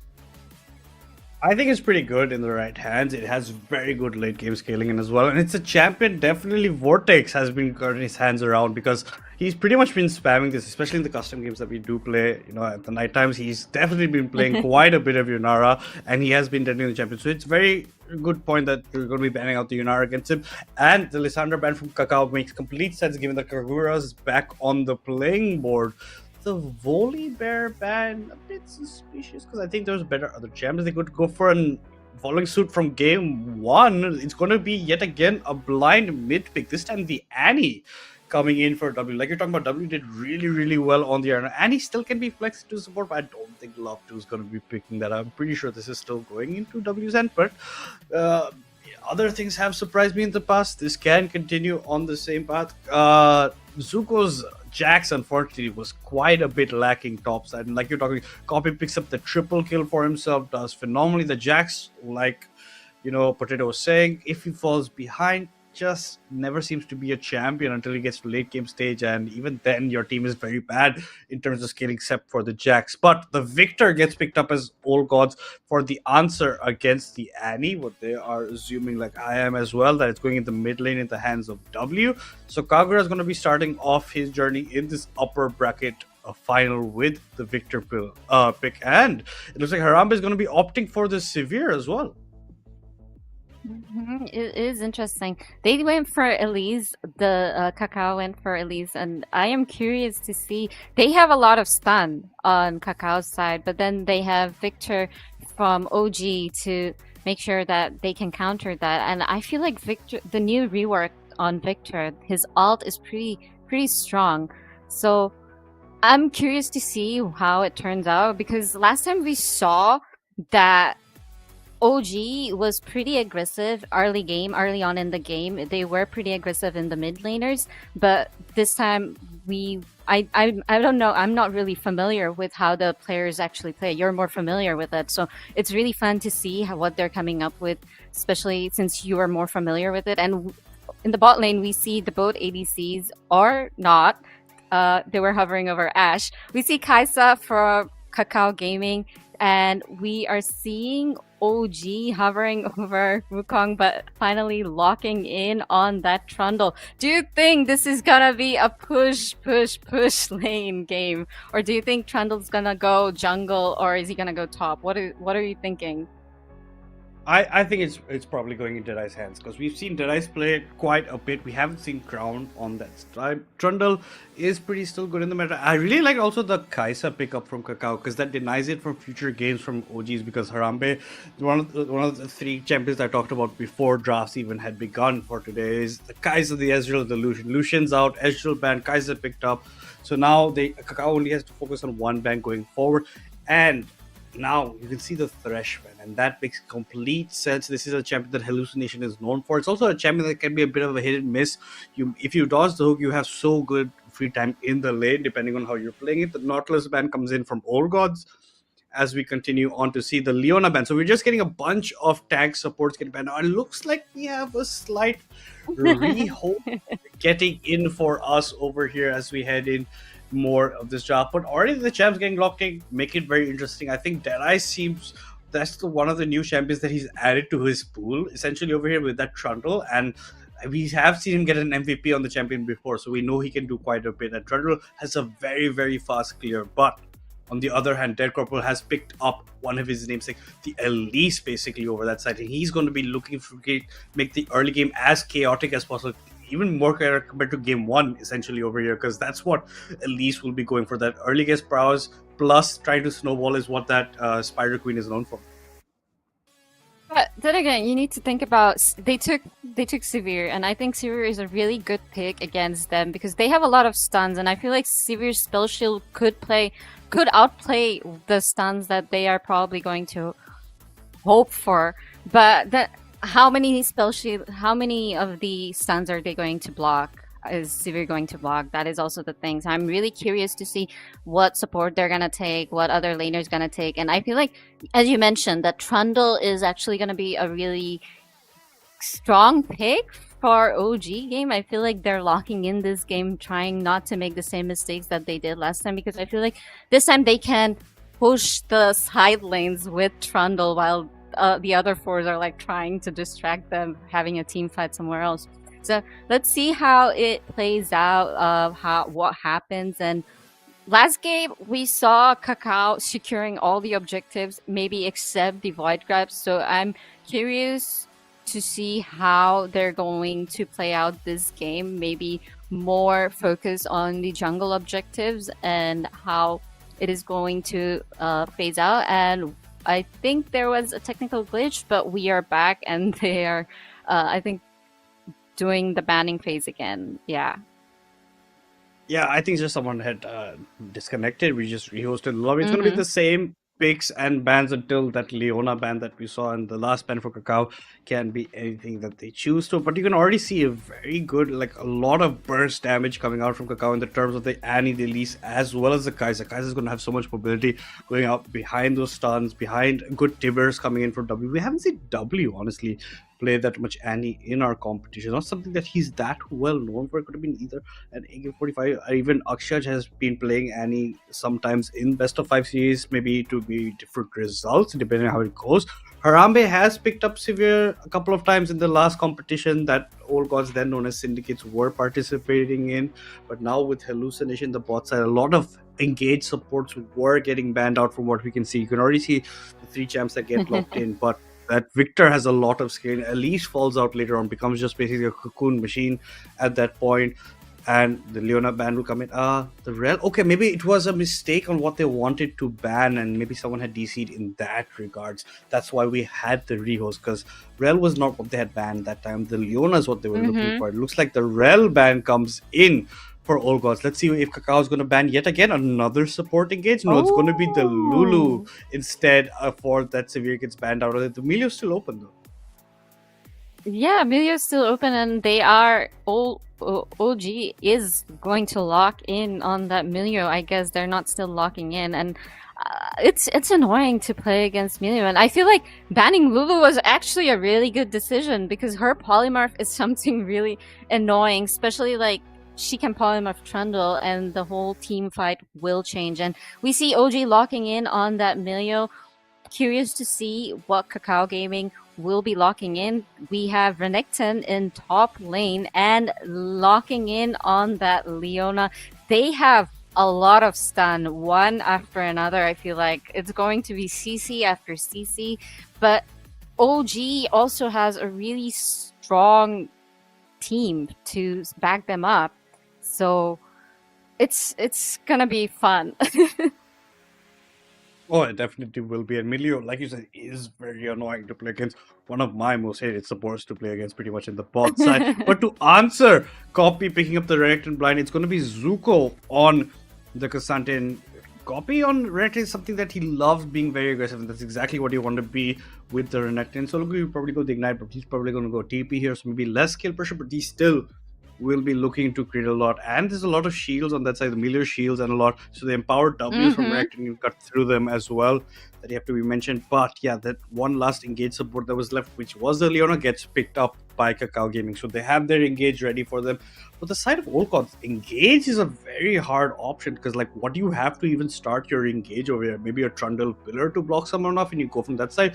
A gravity well by the Victor, but that's not really hard engage. Victor, That's very yeah. dodgeable engage as well. Maybe even a Cassandra Q3, but yeah. From the side of Kakao, they look like a really, really well-rounded comp, and OGs are definitely lacking quite a bit of CC in their comp. Definitely. But let's see. Let's hope they will be making that comeback this game because it is the best of 5. Even if they, let's hope not. Let's go for maybe best of 5, all 5 games. But even if they do miss out, it will be a big pressure for OG to make that comeback in the 3rd game so that they can proceed to the finals. Because whoever will be winning this round, this best of 5 will be proceeding to the grand finals, and it is going to be an interesting game. A lot of CC from Kakao Gaming, and then from the Old Dogs, I feel like they're more like all in, trying to see how it's going to play out. I feel like, as you mentioned, that Milio's shields, and then there's Victor with his stuns, Trundle with his pillars, and Cassante. Everything's going to be an interesting synchronization between that team, and if they actually are able to do that, if they play it patiently this time instead of being impatient like last game, I feel like it might be very good for them and it might turn out very well for them. But then again, Kakao Gaming has really good stuff. They have a lot of CC, they have a lot of peel for their team, for Annie and ADC. They have the Leona, they have the Renekton. Elise can easily escape with her abilities. It's interesting to see the combinations of both the teams and how they will be playing out, what they're going to be building.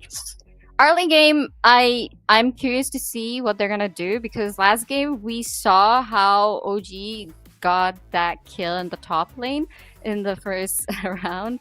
But this time, I don't think they're gonna fall for the same mistake. This time, I feel like Kakao Gaming is going to be more aware of it. What do you think?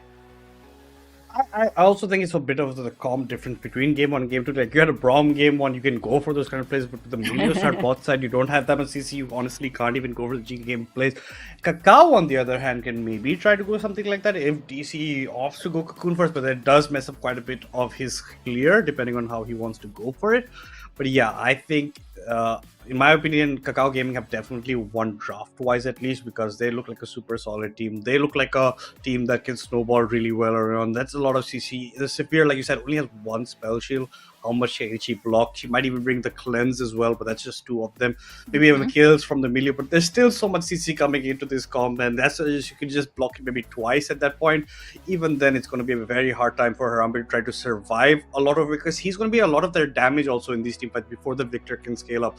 So that's something that he's going to be focused in a lot in team fights. But on the other hand, if you see Kakao's comp, they have so much burst in it. They can just catch off single targets, burst them before even fights begin, make it a 4v5 before objectives even spawn, and they can go for something like that. And game one was very messy early on as well. It was going here and there and everywhere until Kakao broke up a bit lead and then just kept on expanding that. So that's something OGs can't allow to happen essentially in this side. At least now with the Victor, you have some more scaling opportunities. So with the Severe as well, does okay-ish as well into that bot side. But at the end of the day, OGs with the back against the wall, this is Kakao coming in with the momentum over here in this game.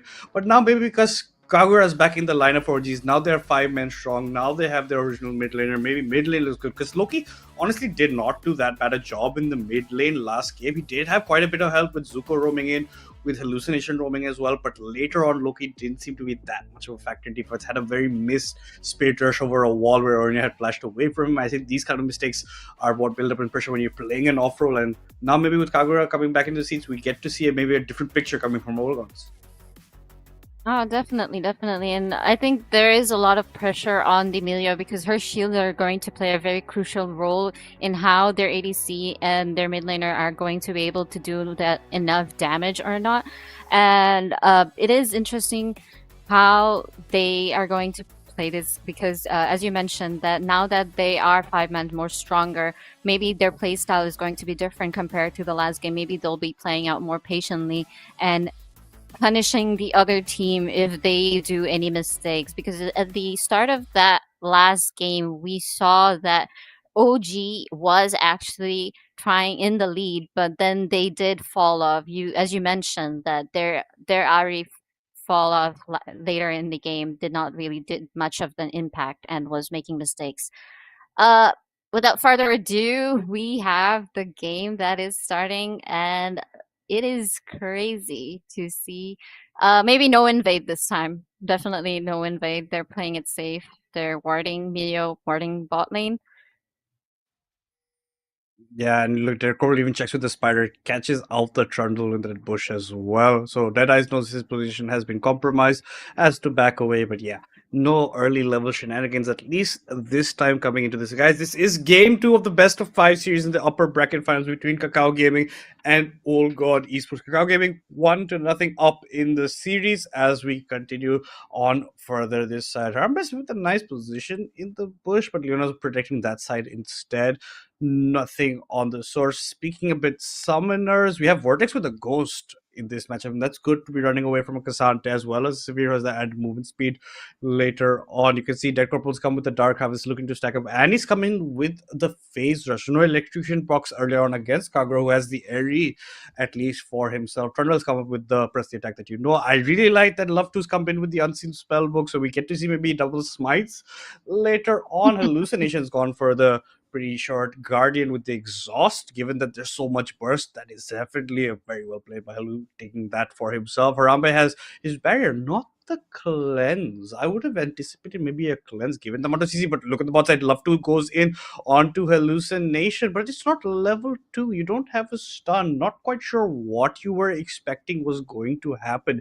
Instead, Vortex loses a lot of HP in that exchange.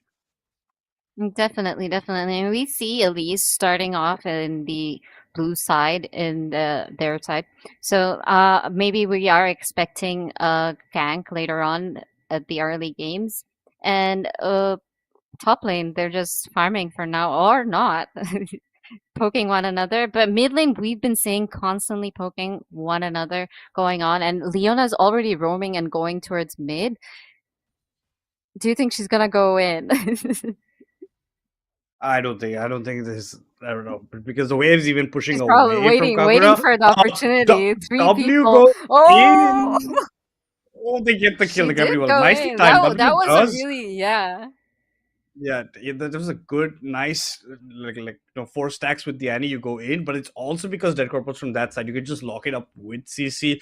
You don't give Kagura even a chance to flash away because that's very hard to react to that Annie flashing forward over here. Leon actually does go in. I was honestly not anticipating you going that far. I was going to let maybe the wave push in, maybe Kagura comes even further. Maybe we don't have to burn the flashes the Annie, but they take their opportunity. They get that early kill, and more importantly, it goes in the hands of W. So now he's going to have even a better time against this Victor in the mid lane. Definitely. Like Victor literally had nowhere to run and did not have any time to recall. But as we see, as I was saying, her spell shield is actually very important and very helpful for her to survive in the bot lane. Sivir is doing a great job, and over here we see Victor getting poked down, but still somehow not that behind from the CS. Whereas in the bot lane, we see OG Sivir is actually ahead from Kaisa. It is. And Kagura was looking to go a bit aggressive. Dead Corpus come in, repels upwards. The cocoon does not connect. There is no kill opportunity, but look at this Oh. side. Deadeye is around the corner. Kagura has to flash away. TC may be in a bit of trouble, but W is there, but W doesn't have mana essentially. Kagura is that side. Hallucination flash Oh. forward, not enough to save his jungler. Junglers get traded. Dead Corpus picks up the kill, but Deadeye picks up the trade instead.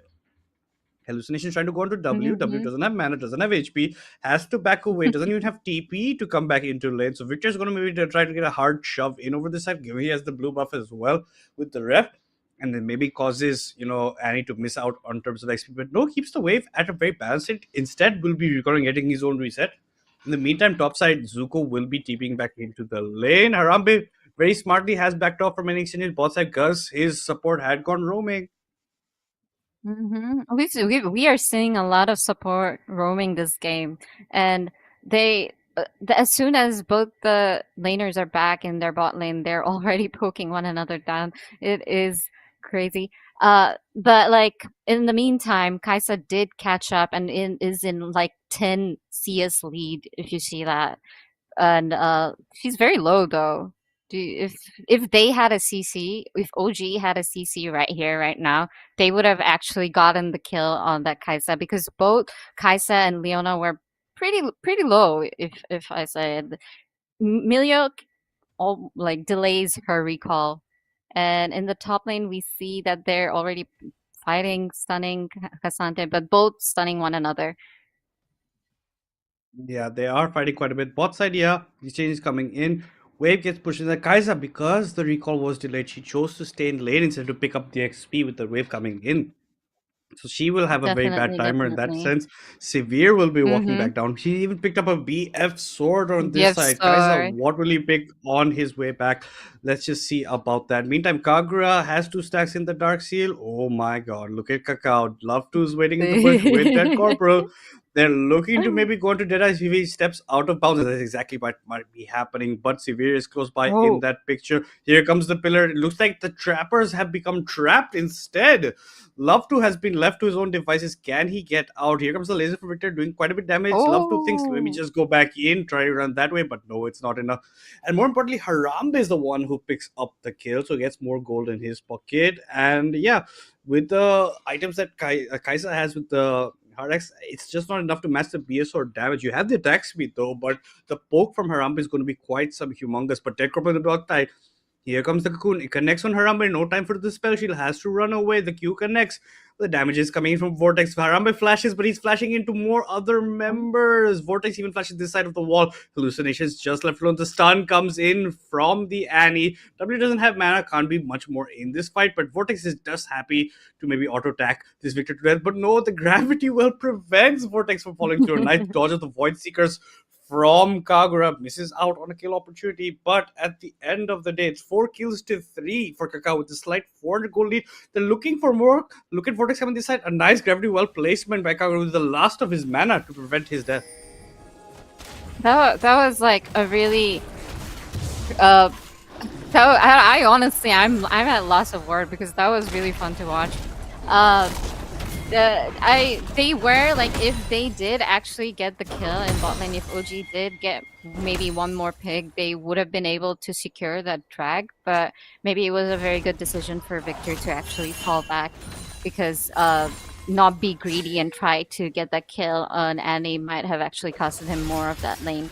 But in top lane, we see Renekton and Cassante. Can you walk me through Cassante more? Because that's like, I'm back in League after so long. I'm not really that much familiar with Cassante. How do you think it's going to play out with Cassante and Renekton? Because right now we're seeing Cassante is in a CS lead.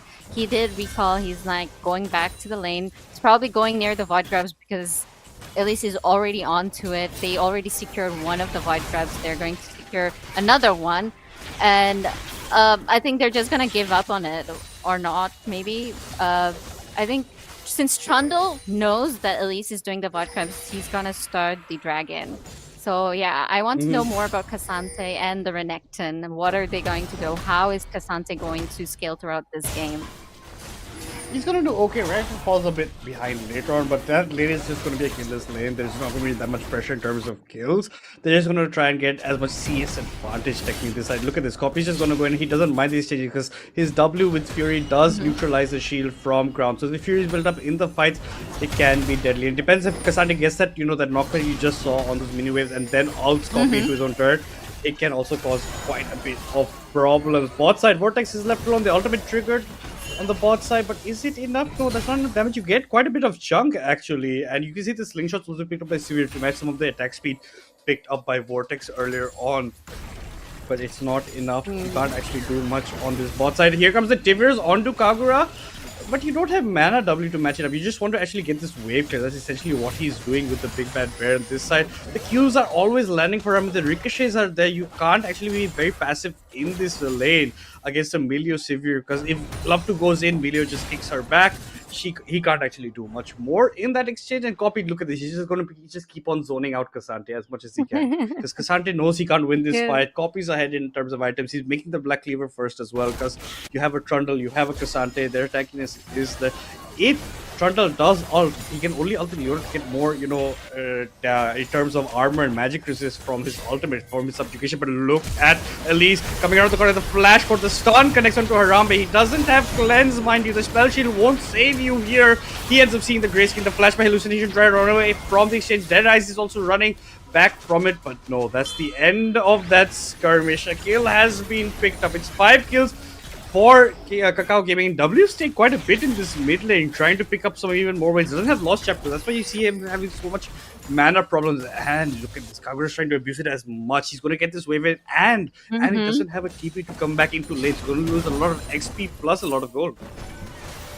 Definitely. And as you mentioned, like even in the last fight and the fight before it, Sivir isn't going, like, how many stuns are you gonna block?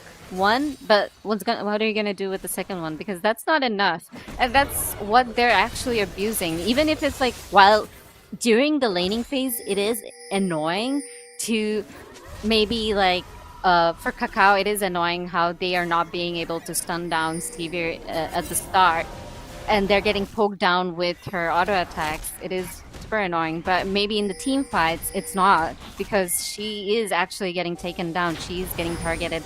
Both the fights, she ended up dying.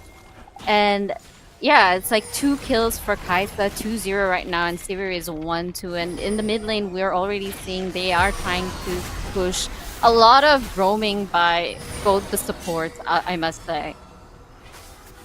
I like that from Deadeyes. Dead Corporal. He was getting maybe pushed in. The Severe was there. He repels up, jumps to the Vision Orb instead, and gets out of that exchange. If the Vision Orb wasn't there, that might have just been a very dead Elise, because she didn't have flash as well. Vortex trying to push in this wave because he had seen Severe's that side, just wants to get this wave in as fast as possible. Is up in terms of CS, has the Kraken completed, but Severe has the Unitals for himself, looking to build up some critical shots. The Black Cleaver completed from the right, and the Storm Surge for the Elise. Unfortunately for the Trundle, no Trinity Force as of yet, as well as no Iceborne Gauntlet for the Cassante. Rod of Age is also not completed for the Victor. Malignance complete for W, who's just been trying to perma push in and trying to keep Kagura away. Copy is going to come in another exchange against Crown. Nothing's much going to come of it. Oh, W might actually go down. Both of them had flash. Copy's going to keep on exchanging. He has a slight fury build up as well if he wants to go in for right now. That's what he might be looking to. Instead, he gets the heal factor from the wave with that Q for himself. This is a bit of cat and mouse. There's just absolutely not going to be any time of kill potential unless someone else comes to help out in the wave. Copy loves flashing this emote. He's told me this time and time again. If you're playing against him, just disable the emote key against him because he's just going to keep on doing it just to annoy you. But talking about help, Dead Corporal is coming into this fight. Crown has run away. Does have to give you the flash with the W stun up onto it. The burst is enough, and the emote for Copy the Mastery Flex over there. Kagura, you are not looking at your screen to see the Annie walking up. Not quite sure about that. But yeah, over there on the top side with the help of BC. That's what I'm saying. Without the help of the junglers, you're not getting killed. But as soon as Dead Corporal makes his appearance, that's a dead Zuko in the top side. Kakao actually playing. They are being confident. They are pushing it in. They don't care. And the CC is actually becoming a problem for OG because they in top lane they have CC, in mid lane they have CC, in bot lane they have CC, and they are actually OG is actually struggling with that. But over here, look at Kaisa making that escape from there. He's making the escape, but is it enough? The rest of our team is dying. Love2 goes back in, but that's to his own death. He can't do much. Maybe trying to help his teammate out. The repel up, but here comes W from the side. Now it looks like OGs have to make their escape. The flash by Rambe, but look at this copy TP'd into the fight. The Tiberius does connect the spell sheet. You just block the choppers coming in from Dead Corporal. That's a wipe coming in. 3-0 in favor of Kakao. They turned that fight completely on its head. Started with Vortex kind of getting caught out, uses the ultimate to get out through that pillar, and that was a nice escape. And then there was just pulled back into this. Copy is just going to be helping him take the first turret in the bot side. With that being claimed, plus they have the feats of warfare. The side of Kakao also now have the feats of strength plus 4k gold advantage. Oh my god. This is again like the last game. Even they are willing to take that trade. They're willing to sacrifice one of their teammates, but they're like, nah, we're not letting you get away with it. We're gonna make you pay for it. And that is exactly what Kakao did. And over here we see that everybody's going to slowly roam around topside river, and already Leona's stunning and trying to fall back, flashing away from there because they are going to fight for the Rift Tunnel. They are not going to give any of the objectives to OG, and so far OG only secured one drag. They do only secure one drag. And look at this. This might be even more fighting on this side near the Rift Herald. Copy's coming in from this side. A nice pullback in onto Crown. Zuko, there's somebody he does ultimate, but W's out of the fight. He didn't even pop Tibble. Actually, he had. But is it enough damage? It is actually, because OG's getting wiped yet again. Dead Corporal, you're on the wrong side. A nice timely repel. He does end up surviving. Even picks up a kill at the end of that exchange. An ace coming in for Kakao Gaming. It's a two-man casualty from their side, but they pick up those 5 kills. They'll pick up another tier 1 in the mid side. And Kakao Gaming, yet again, with complete reigns on this match in the driver's seat, foot to the metal, and they are driving it towards a game 3 with a 2-0 lead, because this is a huge goal gap. It's a 6k goal gap in 16 minutes already. That I legit like the last fight gave me goosebumps. That was really well played by Kakao Gaming. I feel like Dead Corporal is doing a really good job with the stuns. They know who to target and who to focus in the team fight, and that is actually working out really good for them. But over here we see Leona maybe a bit too pushed up, but I don't know. How is this team fight going to fight out? They're like constantly fighting. I don't think it will be that much here. They are. A nice solar eclipse comes in onto this fight. Zuko's getting punished quite a bit. A nice Leona Lance comes in, locks them up. Deadies, you're very low on HP over here. Make that 0 HP. So is Harambe Adventure. Hallucination, the sole survivor, alongside the victor who's getting chased by Annie. Almost has the 4th stack, but no, not just in time. Yet again, another slight wipe. 3-0 in favor of Kakao Gaming. And OGs can't be stepping up like this. W comes in with the Tiberius, with the stun, lands it in, but this is very overextended by Kakao Gaming. They're gonna lose quite a few members. Vortex almost goes down. Hallucination's trying to survive. It's a poor Emilio. Leave him alone, for Christ's sake. But no, they do chase him down. So You do Once pick up two again more with the kills. It's emote. technically a very, it's a once again with a very delayed ace, but this time they do also lose W. Had actually started that engage for them. Yeah, and they ended up losing their tier 2 mid lane tower as well, and maybe they're gonna reset, go back, and try to claim that Rift Herald that they have been trying to do.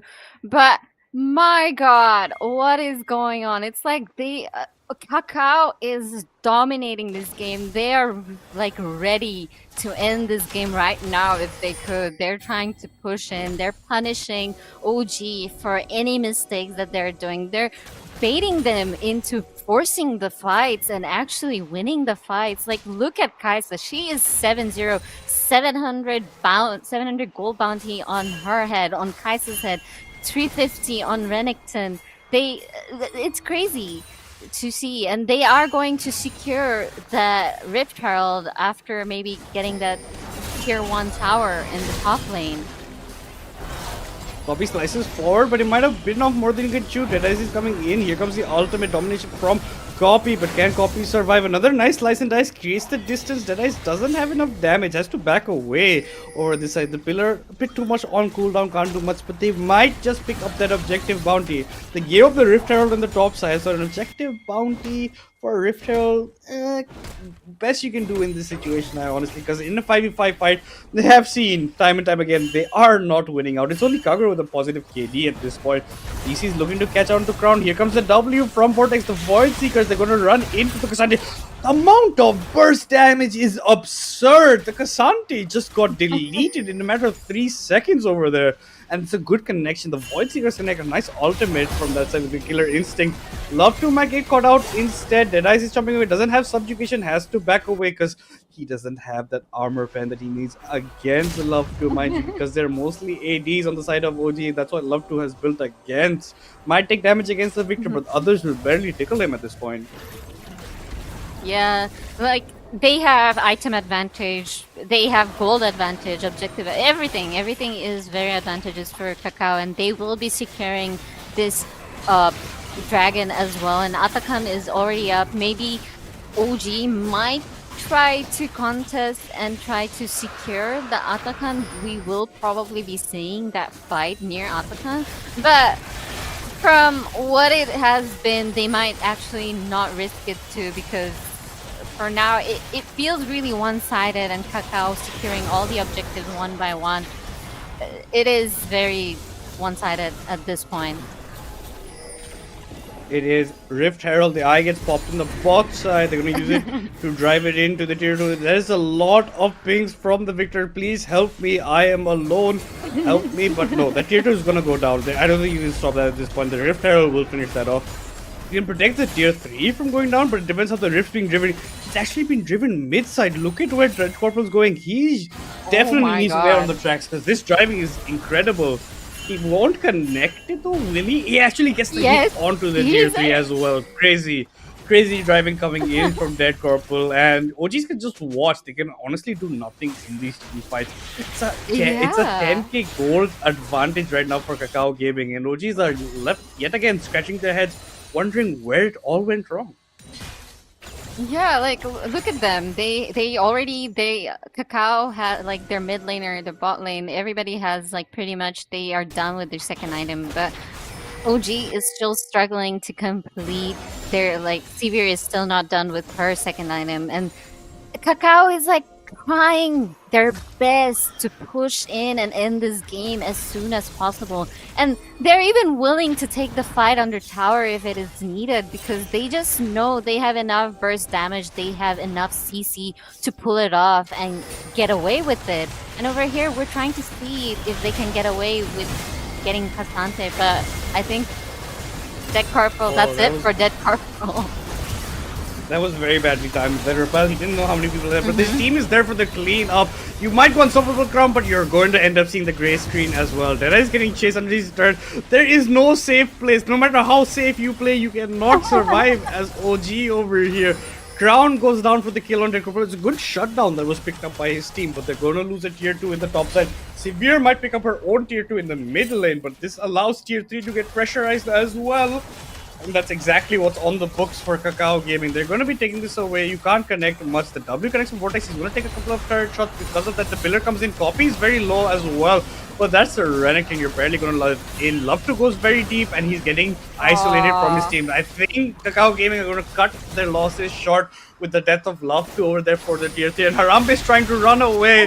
But that's a dead Corporal who's just going to 3-shot you. The Cocoon plus the Chomp with the pincers. That's enough to pick up the kill. 11-3-8 Elise. A severe case of Deadice? Deadice? No, Deadice. Deadice, you're dead. I don't know where you thought you were going. This is not from G's right now.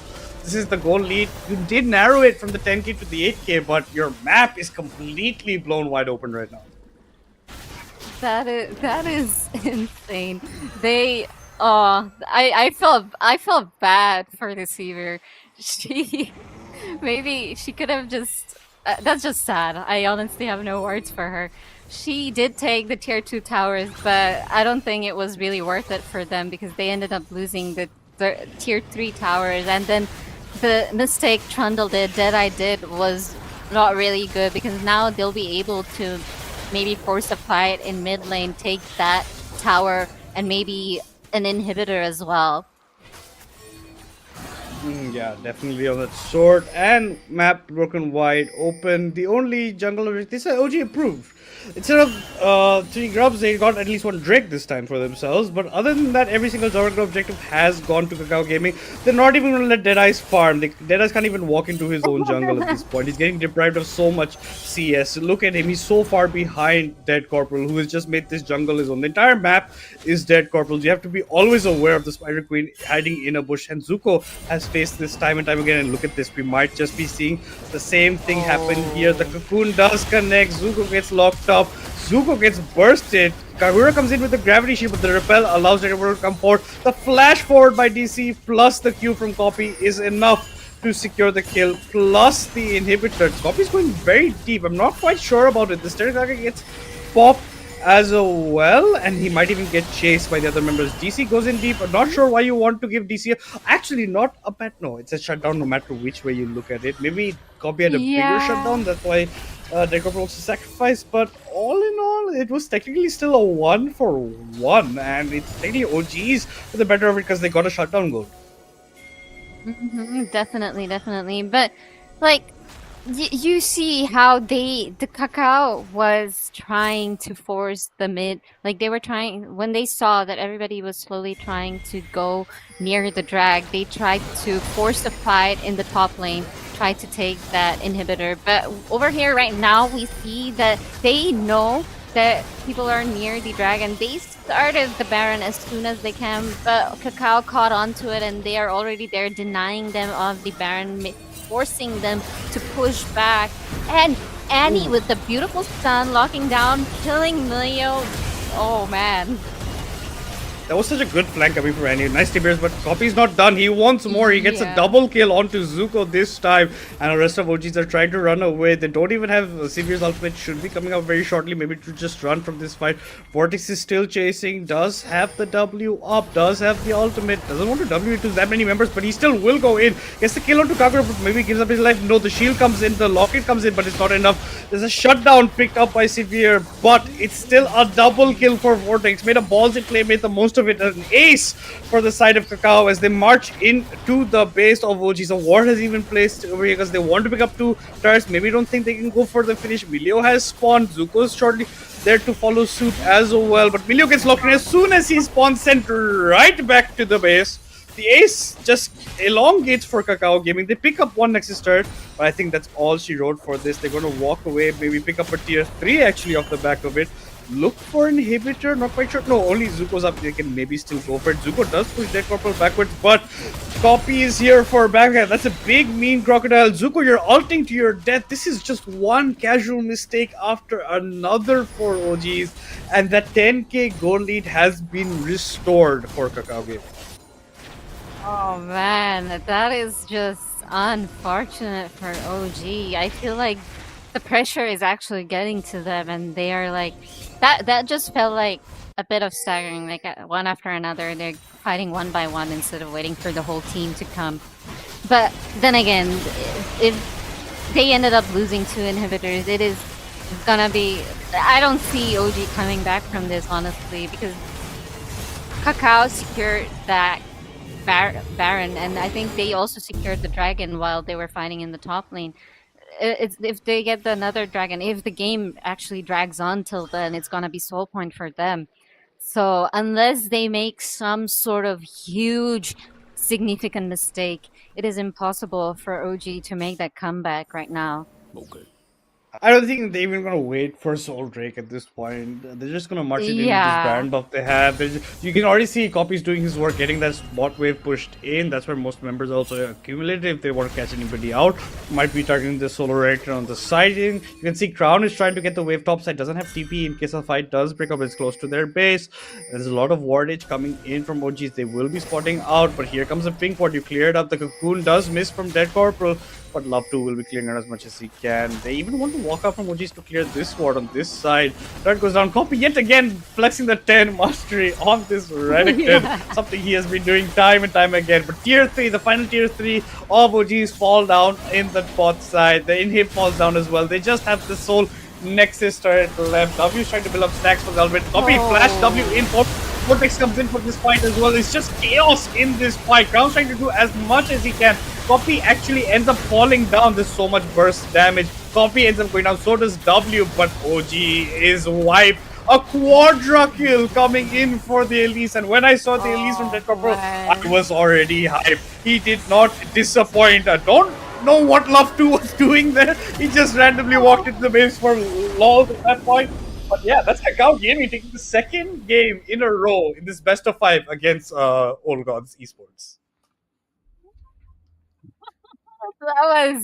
That was crazy. That was crazy. That was fun. And as from like the start of this game till the end, we were saying how it is going to be a really huge problem for OG to keep up with the stun, because they are not being able to do anything. It's one CC after another, one CC after another. What I was hoping for OG to do was maybe I was hoping their Trundle to maybe split push, but Kakao just did not give them that opportunity to do that. That is just unfortunate for OG, and Kakao securing that second game. They need one more win to get to the grand finals, but there's still hope for OG game, but like it's a lot of pressure on them. It's a very big pressure on them, and I feel like the lack of CC on their team, the lack of burst damage on their team, actually caused them this game. It felt like they were not really well prepared. They looked like they were very nervous. They were falling apart. They got a bit tilted. That's what it felt like at this point of the game, at the end of the game. And yeah, that's exactly what happened. It was kind of like a lot of tilt plays, like you're saying. They're just diving into parts that they don't want to. It doesn't look that good. And yeah, they just did not do that good at the end of the day. Unfortunately, Old Gods could not do much. And this Elise was just a menace across them. A Copy goes Deathless Vortex.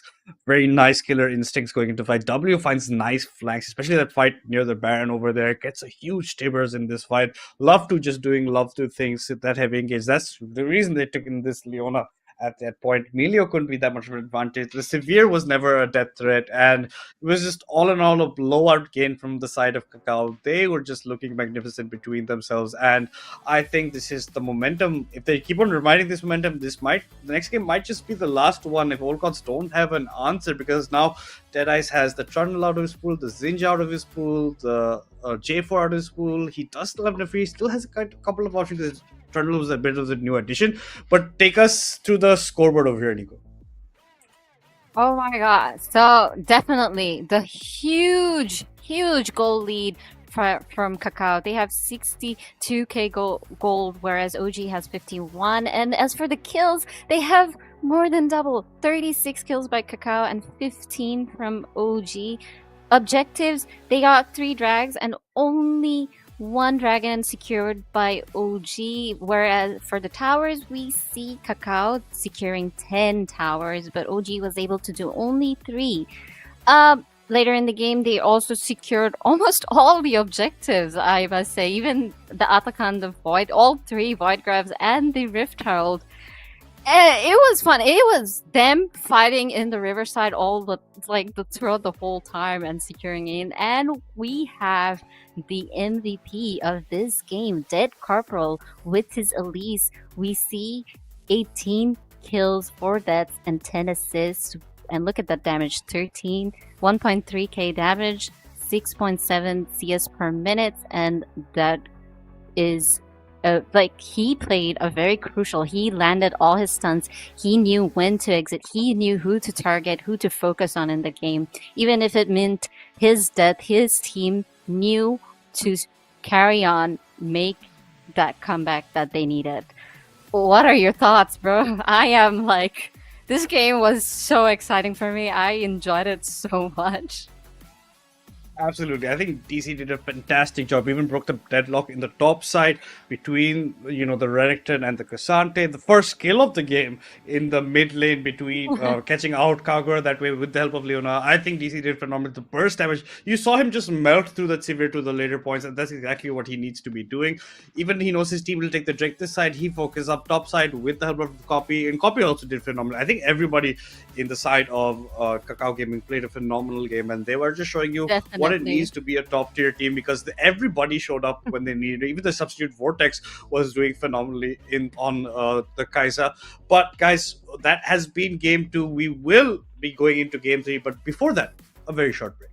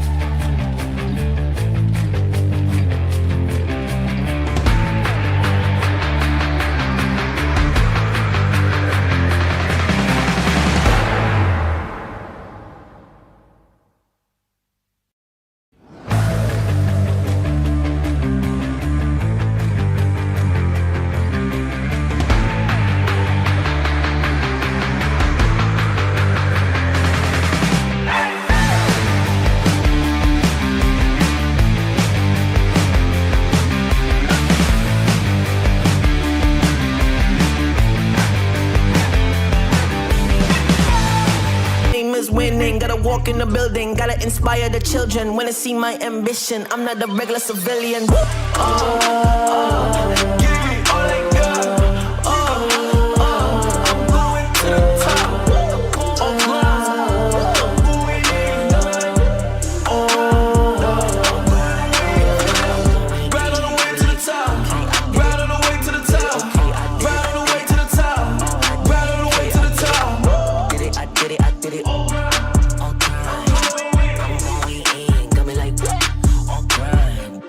Gotta go up to the top, won't stop. I'm gonna be the man, yeah, I gotta cut a knot. Haters really on me, tryna take my spot. But we go up, yeah, we never gon' drop.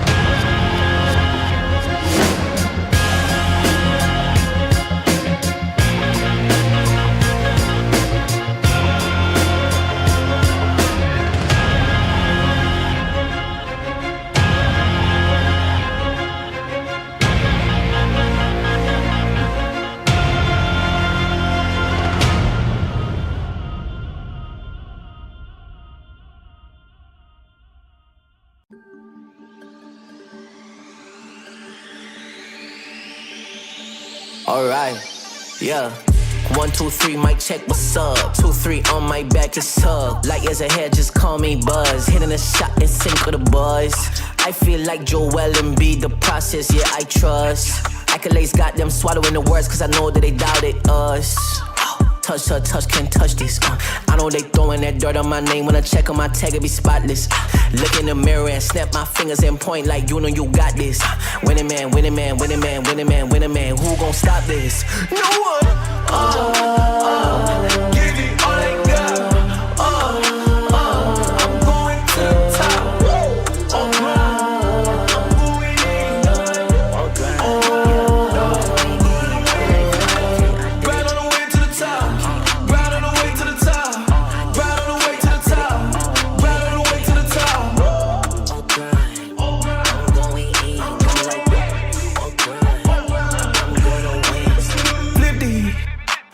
Stick it. I came from the bottom to the top, but I'm not finished. I just needed me a minute. Stand at attention, lieutenant. I gotta get up and get it. All I'm focused on is winning. You're not gonna cheat code. We win until the clock gon' hit Z. Whoa, I'm fighting my way back like I was Nemo. Do it, I am a dynamic dude. Whoa, win, win, win, and win. That's right, my nickname is winning. Gotta walk in the building, gotta inspire the children. When they see my ambition, I'm not a regular civilian.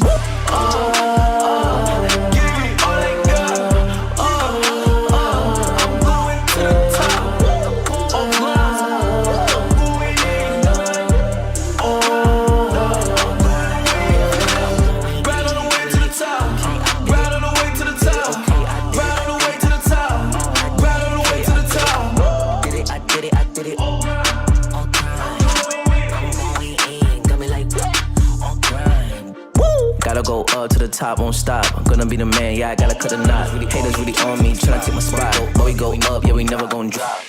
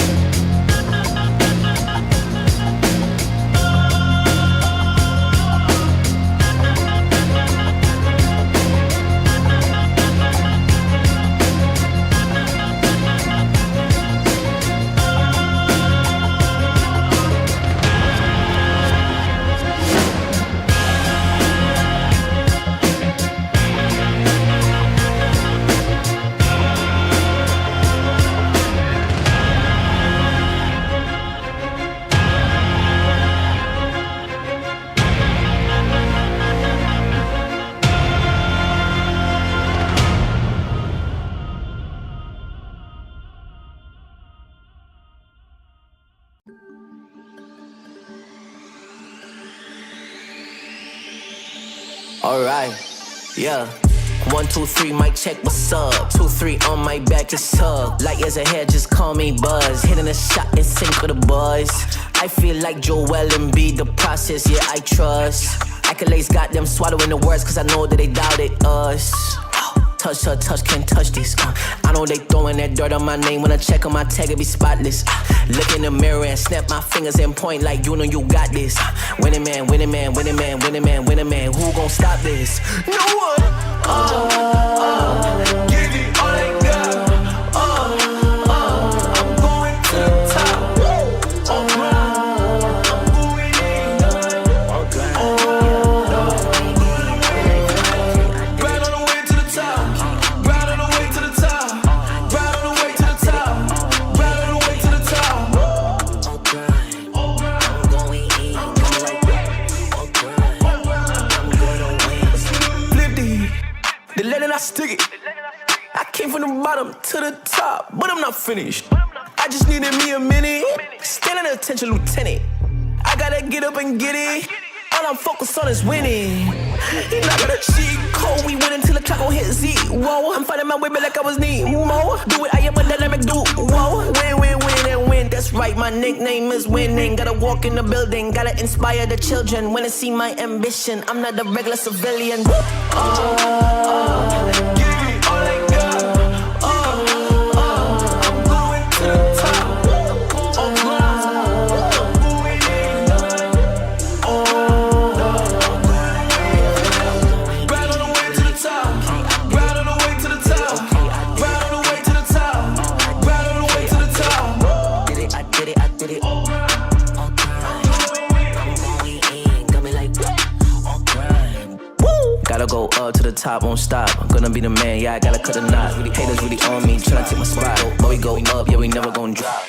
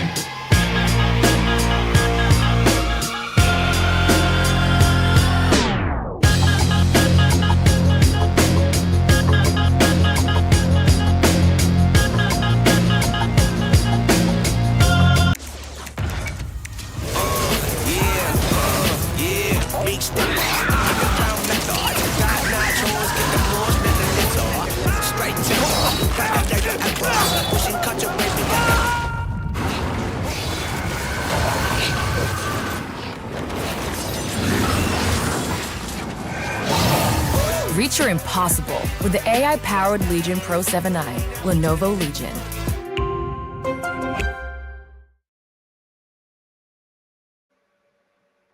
Ladies and gentlemen, welcome back to Lenovo and Intel presents India's Top Gamer. This is the upper bracket finals between Kakao Gaming and Old Gods, and Kakao Gaming is right now sitting at a win of 2-0. Yeah, one more game and they are in the grand finals. Oh, what? The last two games were intense. Kakao Gaming completely dominating game 2. That was really fun. I think you watched it. It was crazy to see how it turned out. Guys, this is a double elimination stage. This is the upper brackets finals, and Kakao Gaming is in the lead 2-0 right now. They are one game away from securing their place in grand finals. Now, for Old Gods, if they need to keep their morals up and not give up yet. Let's see and find out this round 3 to see if their morals are up yet or not. Because if they end up winning this, we will be going to game 4. If not, Kakao Gaming will be going to the grand finals. What are your thoughts from the last game, Mythpat? Yeah, just really dominant performances by Kakao Gaming back to back, and that's the reason I kind of went for the 3-0 prediction. But it looks like we are going to be jumping into Champ Select immediately. Kakao Gaming has gone for the red side, and I think Olgos has picked blue side here. So Kakao Gaming is going to go for the same old Ezreal ban. We see the Yunara ban come in again, so already two ADC bans. Definitely. Maybe do you think we're going to see the same bans all over again? Because last time they did ban Nocturne, they ended up banning Rel, they ended up banning Thresh, then there was the Lulu ban as well. What do you think they're gonna do? Are they going to ban Volibear as well? Or are they gonna end up securing those? Because we see a Wukong ban from old gods. I think for Kakao Gaming, obviously, you don't need to fix what's definitely not broken at all. So I think they're going to stick with the same bans. I think Harambe is really running out of champions at this point. His Israel has been banned away. The Lucian is gone. Sivir is gone. Kaisa is gone, and like he is just he's running out of champions to play, and plus they have the Yunara ban on top of that. So the Yunara ban implies that I think Harambe doesn't play the champion himself. We know that Vortex loves playing Yunara, so that's probably explains the Yunara ban. They're going to top it off with the Azir ban. This is a champion that Kakao Gaming really loves to play. Probably the only team in our region right now who likes to play Azir as much as them. And we do see the Nocturne ban coming in this time, so no Nocturne shenanigans for anyone. Definitely. And we see the instant Volibear lock in from OG, not giving Kakao Gaming the opportunity to ban it because, like, even from the last game's banning phase, Kakao Gaming is doing the same bans like Nocturne, Nami, Israel. These are like staples, but they are locking in on Vayne and Lulu. Man, Lulu is like one of my favorite champions. It's my main. So I am so excited to see how this will play out. But it's crazy because if their Vayne ends up scaling, it's gonna be hard for OG to make that comeback if they keep on making the same mistakes. But OG not risking it, locking in on that role, making sure that they have enough CC this time because last game they were completely dominated by Kakao Gaming. They had insane amount of CC, and now we see OG hovering over Hui, not locking in yet. What are your thoughts on that? Yeah, the Hui is obviously something that I think in game 1 was banned away. But now they have Kagura playing again, and Kagura is pretty comfortable on that Hui. Plays a very mean Hui, to be honest, and they're going to be more than happy to secure that for themselves. The Vayne Lulu Instalog is super interesting to me. Vayne is not something that you usually just blind. Never mind just first pick, so they've decided to go for that. We do have like very bruisery slow champions in the form of the Volibear, the Rel, but they do also have the Hui, so I think the Vayne is a bit of a risky pick. We also see the so honestly I think Kakao Gaming is just riding on the momentum of game 1 and game 2. They're feeling super confident. They feel that they can take these more risky picks and still be able to like snowball really hard. And honestly, after watching game 1 and game 2, they probably will. Probably will because they have been dominating the first two games, and like even in this game, I think compared to last game, OG's team has like a more balanced draft. But like both the teams this round has like a really good draft. But we see Kakao Gaming targeting on those ADCs, banning Caitlyn. Caitlyn is like pretty annoying to lane against right now, and they are going for Mbessa from OG. We see that Greg is banned, so they go for Diana now. So no Diana gameplay for Kakao. Yeah, they're just ban away chaps they don't want to deal with at this point. So some of these are obviously the Caitlyn ban is quite interesting to me because we already see the Rel, and like I don't know about anyone else, but Caitlyn Rel is definitely not one of my favorite lanes to play. Champions don't really have much synergy to pick in. So interesting Caitlyn ban. It looks like Harambe might be going for it. So this is, I think, one of the champions that Harambe like initially played a lot, but you haven't seen it as much. I suppose he's going to be fairly comfortable on that, but pretty interesting. Like very CC heavy bot lane coming in with the Jhin and the Rel. So I think overall, Old Goals right now is just trying to go for like comfort picks. I mean, the comp Game works. 4. You just have it's just a very straightforward go front to back comp. I think it looks like they're going to top that Yeah. off with the Auroras. This is interesting. So this is probably going to be an Aurora top, and it's going to be a well, not a blind Aurora. I think they expect the Yone to go top, but this Yone could very easily be a flex. So it is a bit of a blind Aurora top, but yeah, but Zuko's pretty comfortable playing the champion, and oh my god, it's Yasuo Yone. Brothers. The in wind grows. flame. Oh man, it is going to be an interesting lane, yeah. This is completely So, doomed like- now. Even if Old Gods win and make the Yasuo and Yone go 0-10, they just hit their power spike. It's boom, it's over. This is draft Oh cap. man. Oh, but Definitely. all jokes about, But, I like, think, throughout the yeah. I've been seeing old OGs on like champions that are a bit tanky that can sustain throughout the team fights. But compared to that, Kakao Gaming is more like focused on champions that can do burst damage, that can easily do lockdown on the champion, and then I am curious to see how the team fights are going to turn out, because last game I already got goosebumps. Their Elise played amazing, locking, like landing all the stuns, knowing when to initiate the fight, one, not two. This time, we have Yasuo and we have Yone and Lulu as well.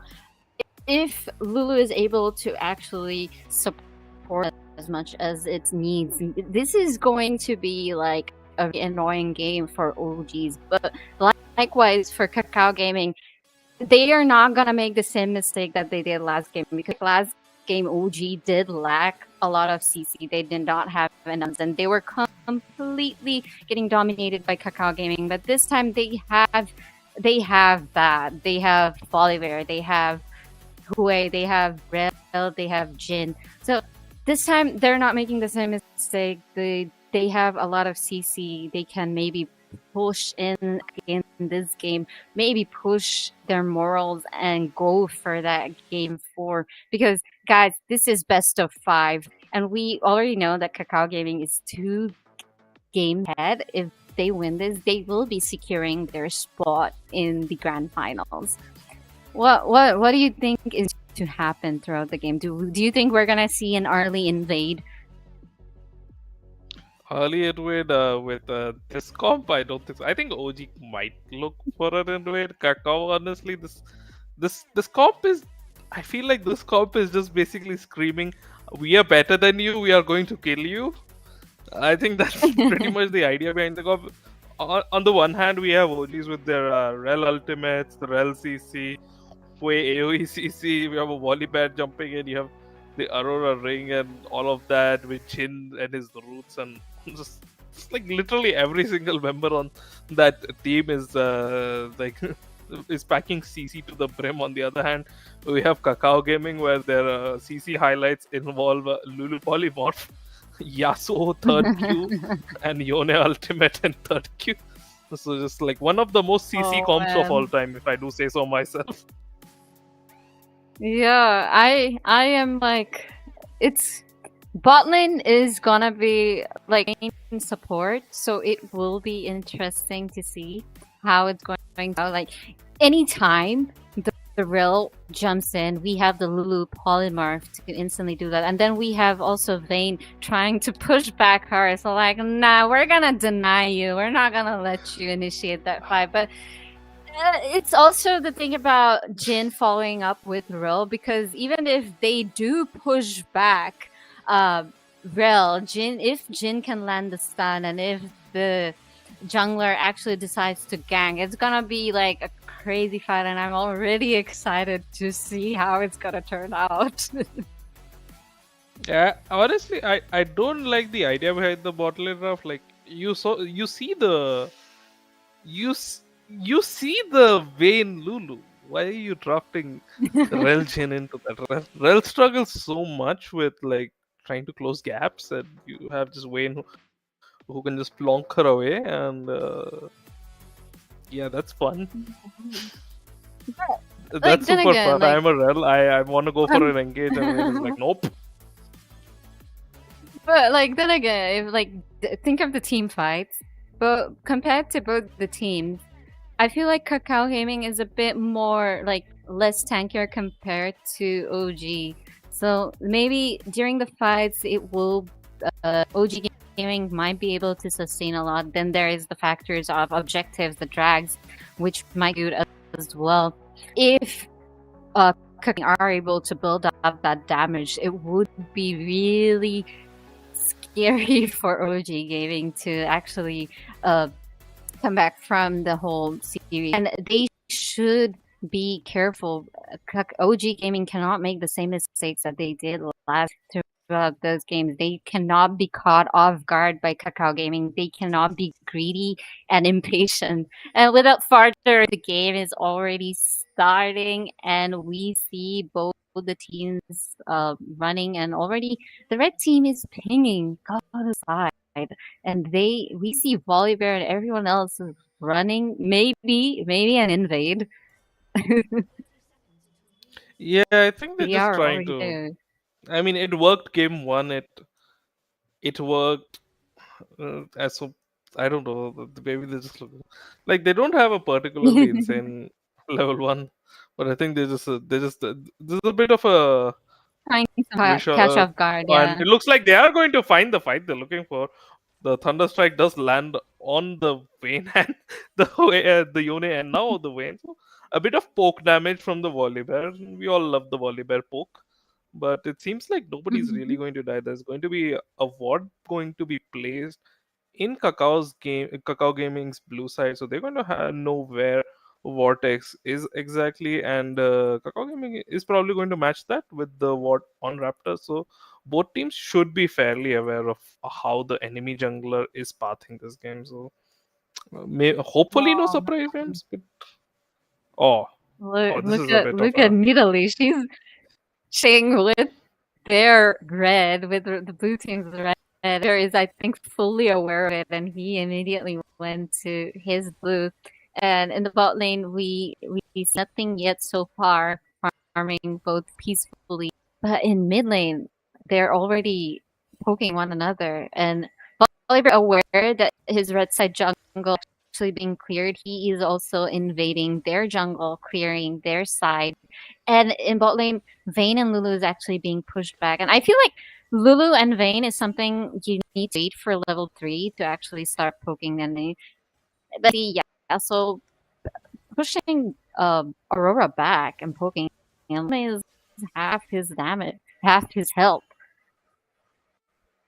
yeah. This is kind of what pretty much all over the place. Hui does outrange Yone in the early game. He's going to have a pretty easy time kind of just bullying him in the early stages of the game. I don't know if W is running second win. He does have the Doran shield, so he's sitting pretty tight. He's having a great time there. He's up one CS. He does have another health pot to go.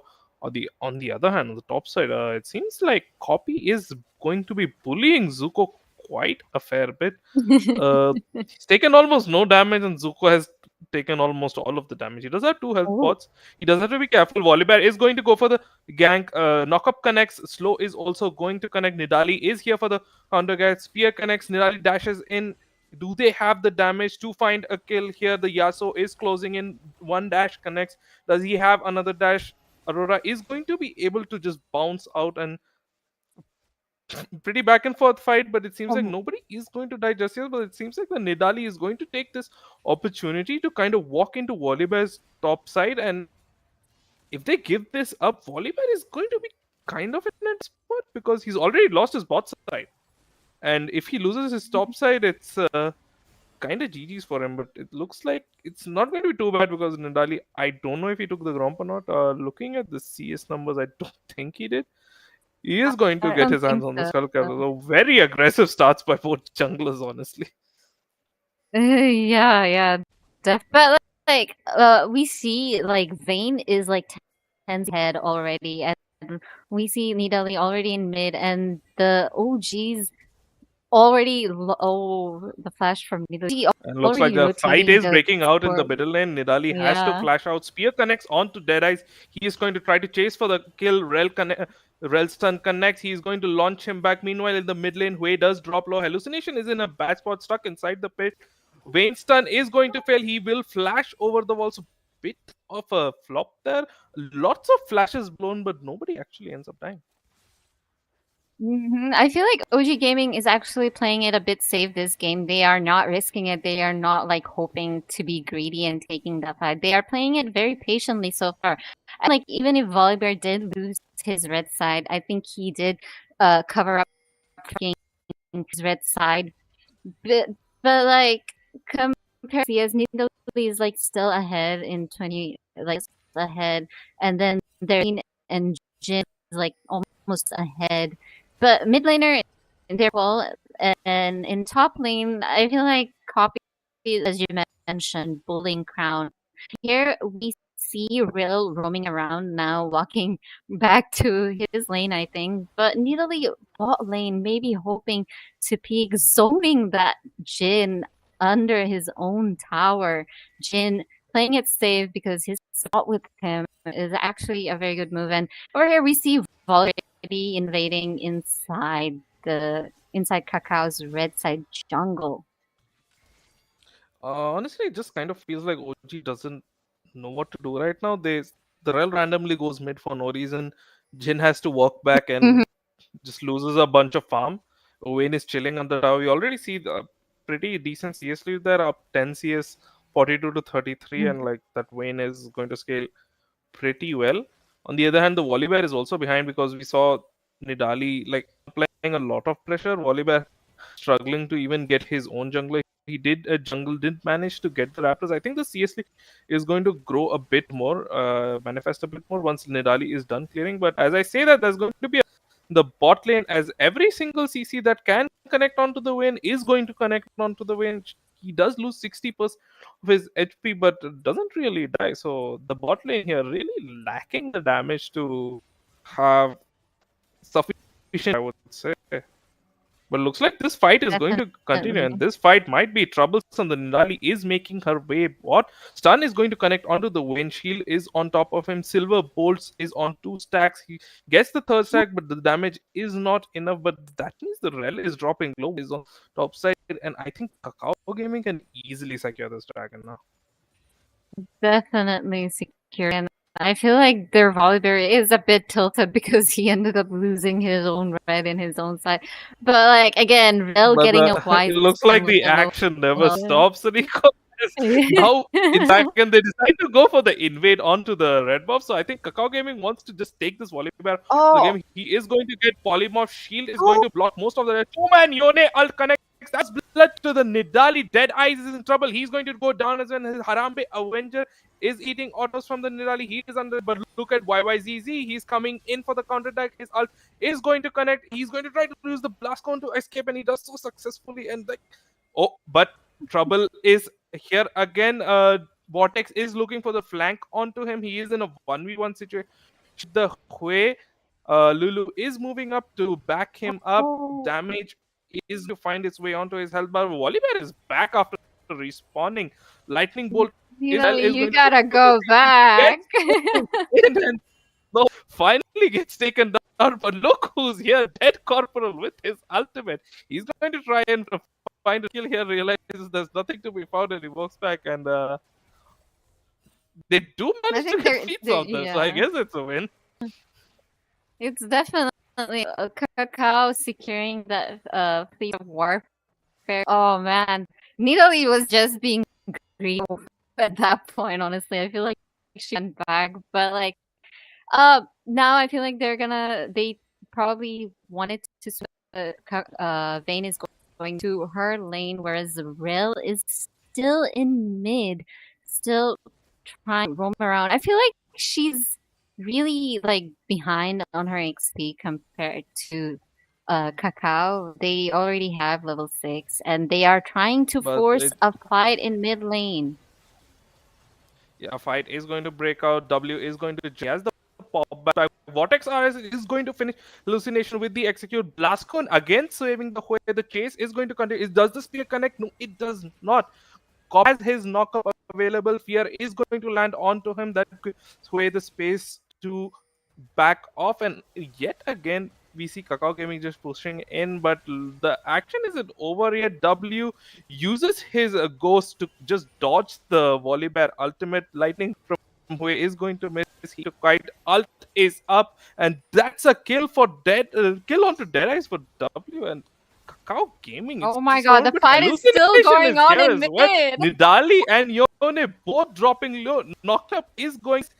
Tower is going to kill Yone, but not before he manages to kill the Hui himself. Hallucination does fight himself here in a 1 versus 2. And what what a clown fiesta, but it's not over. DC is going on to the kill, or going for the kill onto Harape. It looks like he's going to just barely survive. Another shot would have done him if he was also out of mana. So 10 out of 10 for knowing the limits of your champion, I suppose. Kakao just like, I don't care about the turret. You're going down. But over here. WTP is back into 3 people. He does have Q3, manages to get out. I don't know what is going on this game. Oh man, they're still. I feel like this fight is going on for such a long time. They are fighting for their void grabs, and Kakao Gaming already secured 2 void grabs, and Yone being aggressive, trying to push in on that way, making him almost and gets him. Damn. Okay. Yone, I feel like Kakao Gaming is just like this is our game. Third game is also going to be ours. They are not respecting. They are just like, we don't care if the tower is there. We are killing you and getting away with it. We don't care. And now Yone gets a lot of platings from the mid, and look at the bounty. The lane is 2-0. Yone has a bounty on his head, so does Yasuo. Look at the CS lead. Magnificent, significant CS lead Yone compared to Hue. It is going to be hard for OG Gaming, and I feel like their morals are so down. Maybe they need to step up their gaming if they really want to win this and go to game 4. It might be a bit too late for that. We are all 12 minutes into the game, and another fight. So for the Dragon, Lulu is forced to pop her ult and flash over the wall. Stun is going to connect onto DC, but it looks like they're going to look for the disengage here. Nidali is pathing forward. Shield is on him. Deadeyes is trying to look for a target here. Hallucination is getting focused down by the wind. Dead Corporal is untouched as he continues to chase down the Jin. Spear is going to land. It's a double kill for Dead Corporal as Dead Eyes is going to run away with his tail tucked between his leg. Kakao Gaming is coming out swinging in this game 3, and every single blow is landing. And it looks like this is going to be part 3 of Let's Just Go on the Yone. But Yone ults away, and meanwhile we have Vortex chasing down Dead Eyes. What's funny is this dragon has still not been taken. I feel bad for Volley there, man. He's just getting bullied in his red. He's not being able to secure any of his red buffs so far that I've seen. And the fight is still going on. Jin pops his ult, and it looks like Jin is going to pop his ult. Love2 is in trouble. 4th shot connects onto Vortex. Crown is going to finish it all. Love2 finally lands, and Deadeyes finally gets his red buff. W is in a bit of a spot here. He's trying to look for the trade kill onto the Hue. Might not be able to do it as the shutdown goes over to the Rel. What? Hello? But this is a dragon secure for them. They will be able to secure the dragon unless Vayne. Is it? It looks like Kakao Gaming is looking for Root. Root is going to connect onto the Vayne. He drops to 10% HP. The ult is going to finish him off from the volley bear. Copy looks for the knockup. He's in a 1 versus 5 situation. That's another shutdown. Kakao Gaming is just YOLOing at this point. Yeah, I feel like they're like, oh, we won 2 games. So what's gonna happen? The action never ends. Nidali is going to look for the kill onto Crown. Vortex is chasing it down. The burn ticking, the dash, and the slash is going to finish him off as it's going to be another kill for Vortex, and we are looking at a 4K gold lead.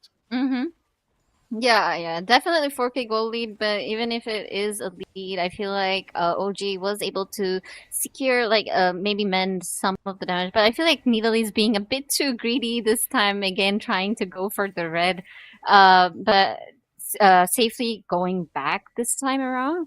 But yeah, it's just unfortunate that they were not able to secure the drag this round. But look at the turrets. Their mid lane turrets is like almost down. Their top lane turn is gone. I did not even notice that. Oh my god! And the items on the both the teams, we already see like they're almost done with their first item. They are done with their first item, and but it is a significant CS lead, and they are taking the tier 1 mid tower, and they are probably going to force a fight in mid lane again. Yeah, this game, like it seems like Kakao's game is completely controlling the pace of and the comp is like I said, it's just I'm better than you, and Oh, that's what W is out to prove. And he just very clean kill onto the Hue under his tower, just absolutely destroys him. yeah. He finds himself 1-4. Meanwhile, there's a fight in the top lane. Copy has the Lulu ult on him. He's slowing everyone down. Deadeyes is to go down. Jin ult is Oh, activated. Dead Couple flashes and chases onto him. Is he going to have the damage to finish him off? Dodges the root. Hallucination is in trouble. Has to dash back. The trap is going to slow down Dead Corporal, but look, it's Copy coming in from the other man. side. It's a pincer movement. Aurora jumps into three people, is trying to finish members off, but the damage is just too high. He gets taken down almost instantly, and that's 17 kills on the board for Kakao Gaming. Like if you look at the score, 17-7, it's like, that's not that bad. You look at the 77, map yeah, it's state, that is nothing. We have tier twos going down at 15 minutes. This is the time when we usually have tier ones going down. Exactly. Like the thing about Kakao Gaming is I've been like watching the other two games. They're like we don't care what's going on, and I love how they're there for their teammates. Like yeah, our Vayne is in trouble. Everybody's there at the right time. Everybody's there at the right position, trying to secure. And like she survived, and she even got kills. It is crazy. Like look at Vayne's score. She's 4-1. Jin is 0-3, Uh, and I feel like but I think I almost jinxed it. Yeah, Vortex is looking for some Oh, action, and I think he's going to find it as the auto attack is going to finishing up a nice 850 goal for Buzz. W is here. He's like, if you die, I'm going to he's gonna die get with his you. We are friends yeah. forever. Fear is going to connect Jin, onto him, and that's going to seal the deal as if it was not obvious that he was dead already. But yeah, the Wayne, as mhm. far as the Wayne being in trouble is concerned, I think the Wayne is the trouble. Right now, Yeah, 4-1 Vayne and is the 4. Blade of the trouble. Druid King complete. Tier 2 puts. He's going Uh-huh. to. I think he's looking for a Kraken Slayer second, and he's going to complete it really soon. And And they Rift have the Herald Rift is Herald charging under too. the tower. Dead Oh, Corporal is like, I don't care if this turret is beautiful still Lulu up. ult. I'm going to kill you right under the turret. Hallucination is in a flanking position, but I don't think this is the kind of fight he wants to take. Copy is going to dash onto Crown, and Ult connects, and that's going to be a killing spree for Copy as. They're looking to take a 17-minute inhib. Usually, my friends, this is ill advised. You're just giving farm to your opponents, but I'm not sure that matters. Hui Ults connects onto the Yasuo. He's in the middle of three people, but the skill shots are going to miss. The pull is going to connect. The dead possible, meanwhile, is Oh, just dishing that onto Hallucination in the backline, and he just dies so fast. It just OG is so behind, just struggling look to at kill the people who are score, even out of position. 920. Look at Yeah, the score. the score. It's 920. The goal lead is almost 10K. They are Yeah, OG does not have their mid lane inhib. Oh my god. Yeah, 10 kills is what, like 3,000 goal? The goal lead? Nah, bro.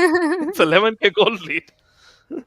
Uh, Nearly just Vortex is what? just bullying Deadeye. It Bullying Deadeye in looks his like own W jungler. might.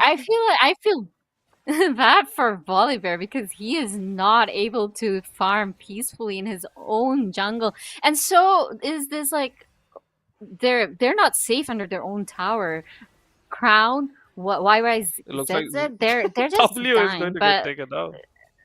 they're They're also having being fun. punished for it. Like, We're yeah, having at fun. this It looks like point, the they're having fun. Sun is going to connect onto the Nidali. Jin opens up with the curtain call. Shots are going to get blocked by Wayne and the Lulu. The fourth shot Really not effective. The 4-shot finally connects onto the Nidali, but the damage isn't there. Silver Oh, Bolts is going to take down the Rel. Root is going to connect onto Copy. No, it's not. He blocks it with the Wind Wall, but the Hueslo is going to be enough for them to disengage for now and live to fight Oh another man. day. I do not know how useful that is, but it is what it is, and They nobody cares. And Kakao Gaming is still not taking the dragon. They do not care. They just want the they're like kills. they want the I think kills Kakao and they Gaming is want just like Volibear's red. they want the They red buff. The red definitely buff is want the real Volibear's red. They objective. just want Volibear's red. They're like, nah, no Br- red buff for Volibear. No. They want Oh man, Volibear's that's so red. They want sad. the Volibear, and they're going to get him. Tower shot is going. Tower shots are going to take down Vortex though, but I think he's more than happy. I think if League of Legends had red buff soul, Kakao Gaming would have ended this game already. But that's not what we have. Rel ult is going to connect out the two members in the backline, but they don't seem to have the damage to kill him. Tower shot is going to finally finish off Dead Corporal, though shutdown goes over to the Aurora. So that is good, I think. Oh, Lulu is brave. Lulu Oh, is so brave. the Oh my support god. 1v1. Oh, the support 1v1. Love Yeah. to. Love to Battle of the is going supports. for the kill here, I think. I don't think this man is going to back off. I see now. Not at Meanwhile, all. Copy But is like taking it's down the interesting to top lane see. tier 3, though. It's Away like lightning bolt is the going to mill. fight Knock that up was connects going onto on. the wall. Volley bear. Is the slow going to land? No, he dodges it. Deadeye is taking a ton of damage. Oh Buzz no! Lightyear is unable to follow up because of wind wall. The His ult double is going to kill? connect. The slow field is being No! laid down. The damage is ticking. Auto Oh attack finishes him off, and it's going to be a shutdown. And as great as that sounds, yeah, the goal they lead is still 11k. It is 12k. it's Never mind. I stand corrected. 11K.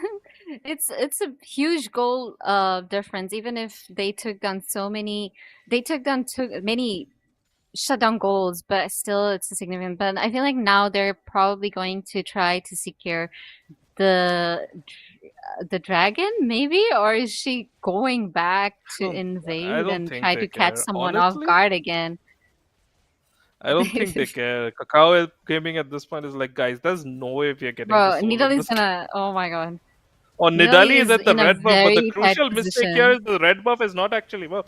TP is going to be coming in, but the Nidali is already dead. W is here to follow up on Copy, and the Wind Brothers are going to look for the 2v5. Copy is going to take down Hallucination. Members are dropping Oh. low. Double kill for the Yasuo. They are taking a ton of AoE damage from the Huedo. And they do take down both brothers, but the brothers took down two with them as well. Meanwhile, top lane inhibitor is no longer in this world. Not at all. I feel like Kakao Gaming just like, oh, we don't care if we're dying. We're keeping them busy. Go take the top lane inhibitor. But like, still, Vayne is still going in Oh because my they god. have no Dead peel. Corporal is They so don't have fed. Volibear. They The don't ult have. is going to connect. Oh yeah. Curtain call has been started up. Lulu ult is going to top up his HP. Hallucination going for an interesting engage over there. There's no one to follow up. Oh no. Volibear ult is going to go ahead. Knockback is going to prevent the follow up stun. Is slow going to land? No, but the stun does eventually connect onto him. He is dropping low. He does manage to take down Harambe. Lulu is going to flash over the wall, try and escape. He is going to get flanked by multiple members of OG. He is trying to do fancy footwork is the name of the game Whoa. here, but the auto attacks are going to be more than enough to shut him down. Can't dodge those, but yeah, top inhibitor is But down. yeah. The mid inhibitor is Secured there, is back up. sometimes. Secured sometime. They did end up juking around for a while, but now we finally What see them hopefully securing this Chemtech doth mine dragon. eyes deceive me? Kakao Gaming going for the dragon. Finally, and obviously they're gonna go for that. Atakan is like, okay, enough. Oh, We need to take few objectives. I think what's going on here is Kakao Gaming was like, we have to take Atakan, and it's like, oh guys, there's a dragon on the way. Do you want to take it? You definitely like, okay, let's do it. Because I was seeing Italy trying to go back to the and they're like, no, come here. We need you for the drag. But right now we see the two brothers going bot lanes, trying to push bot, and Vayne on the other side in the mid lane, trying to deny them from recalling so that the brothers can go bot lane, trying to take the. And we see Vayne almost getting Volibear, almost getting him, but Volibear runs And away. Look at bot lane. The Wind Brothers are going for another outnumbered play, but this time it's only a 1 versus 3 crown is going to go down. Rambe Avengers is dead. Dead Corporal is going to be chasing down Dead Eyes. He's having some fun. It's all fun in games. Double knockup is going to connect from the Yone. Copy is taking tower shot after tower shot. It's a beautiful shutdown for Hello. No, actually, the kill goes over to the way because of the burn effect. Love 2 is going to look to kill his counterpart over here, but Dead Corporal is here as well, and I think he wants that kill. Who is going to take the kill Oh here, guys? man, So exciting. they are just Well- bullying OG at this point. I think. Uh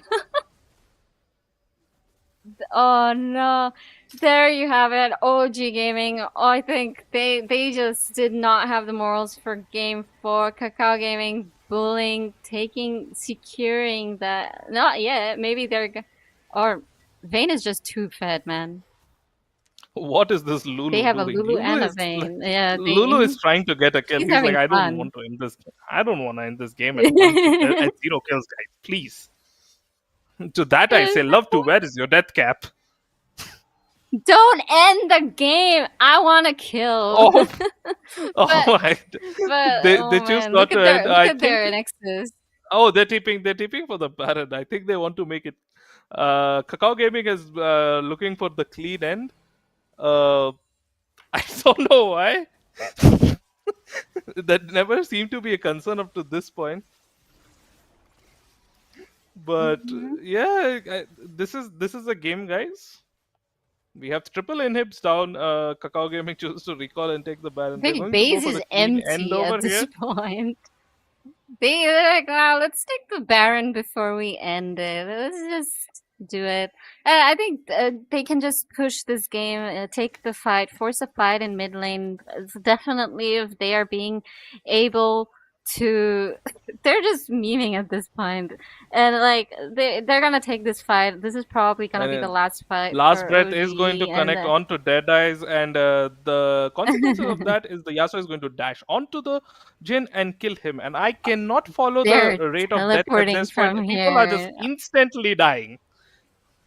OL is going to Man, connect that is crazy. onto the Yasuo. It did a whopping 20% of his HP bar. That's amazing. Looks like they're going to look for the fountain dive. They're going to find it. Yone is going to die though, and with that shutdown and There ace, we we have it. have Kakao Gaming closing out this series 3-0. All 3 games just complete domination by Kakao Gaming, honestly. Man, the last game they were completely trolling. I would say it was them having fun. Lulu just sidestepping her away. Nidalee just, I want another red. But there you guys have it. The upper bracket finals. Kakao Gaming securing their position in the grand finals 3-0, and they are going to the grand finals. I cannot wait to see them play in the grand final. Look at them tower diving. They are even not respecting them in their own spawn. My god, what a game. It was fun watching them play. Yeah, the Kakao Gaming is going to be the winner of the upper bracket final today. They are going to secure the spot in the finals, and that means that we are going to have a repeat of drumroll OG versus Revenants in the lower bracket finals. So those 2 teams are going to duke it out again to have a chance to face Kakao Gaming. It might be OG did beat Revenants last time, so maybe we have a repeat of this on Sunday in the grand finals, or Revenants with hopefully their main roster now available might be able to secure the second spot again, and then I'm sorry, final spot again, and then try and maybe take down Kakao Gaming. But Kakao Gaming is honestly looking very dominant. And last time when OG faced Revenants, even though they were not playing with their main roster, I did see quite a few mistakes here and there, and I don't know if either of these teams are going to be able to face Kakao Gaming in the finals, given what we saw here today. Just Man, Kakao complete and utter Gaming, domination. the team members know where to be, how to show up, how to make up for the mistakes that they did. Like in game one, I saw them make few mistakes, but they did end up making up for it, owning up for it, and then recovering from it. And from there, they went from dominating all three of the games, which was crazy to see. Like game 2 and 3, they were completely dominating, punishing OG for any mistakes that they did. And it will be very, like, having them as an opponent would be really, really annoying, especially if you have a Nidalee constantly bullying you in your own jungler. Like, I would be annoyed if I was the jungler. I would not be annoyed. I would be crying. I would be in tears at one point. I was like, nah, I ain't doing this. I ain't dealing with this anymore. Yeah, I don't think Deadeyes was having a lot of fun this game, especially not on the red buff. I don't know about the other parts of the map. So it was an okay start, but this comp by Kakao Gaming, I think, was pretty much a skill check comp. Like, when you draft something like this, all I hear is, we are better than you, we are going to beat you up. And that's exactly what they did. Definitely. And I just love how Kakao Gaming just knows, like, oh, we are targeting this person right now. Focus on this. Our Vayne is in trouble. We need to save her right now. And like the team is right there, right then. And they're like, oh, keep them busy there while I take the inhibitor there. That's what we saw in this game. And it was crazy. And without further ado, we can see the comparisons in this round. We see 24 kills for OG, and then Kakao Gaming with 41 kills, and the significant goal lead Kakao had 47k for OG and 62 for Kakao Gaming.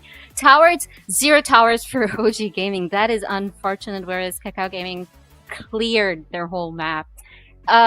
Objective, I feel like Kakao Gaming was not really focused on that objective. Rather, they were more focused on their red buff.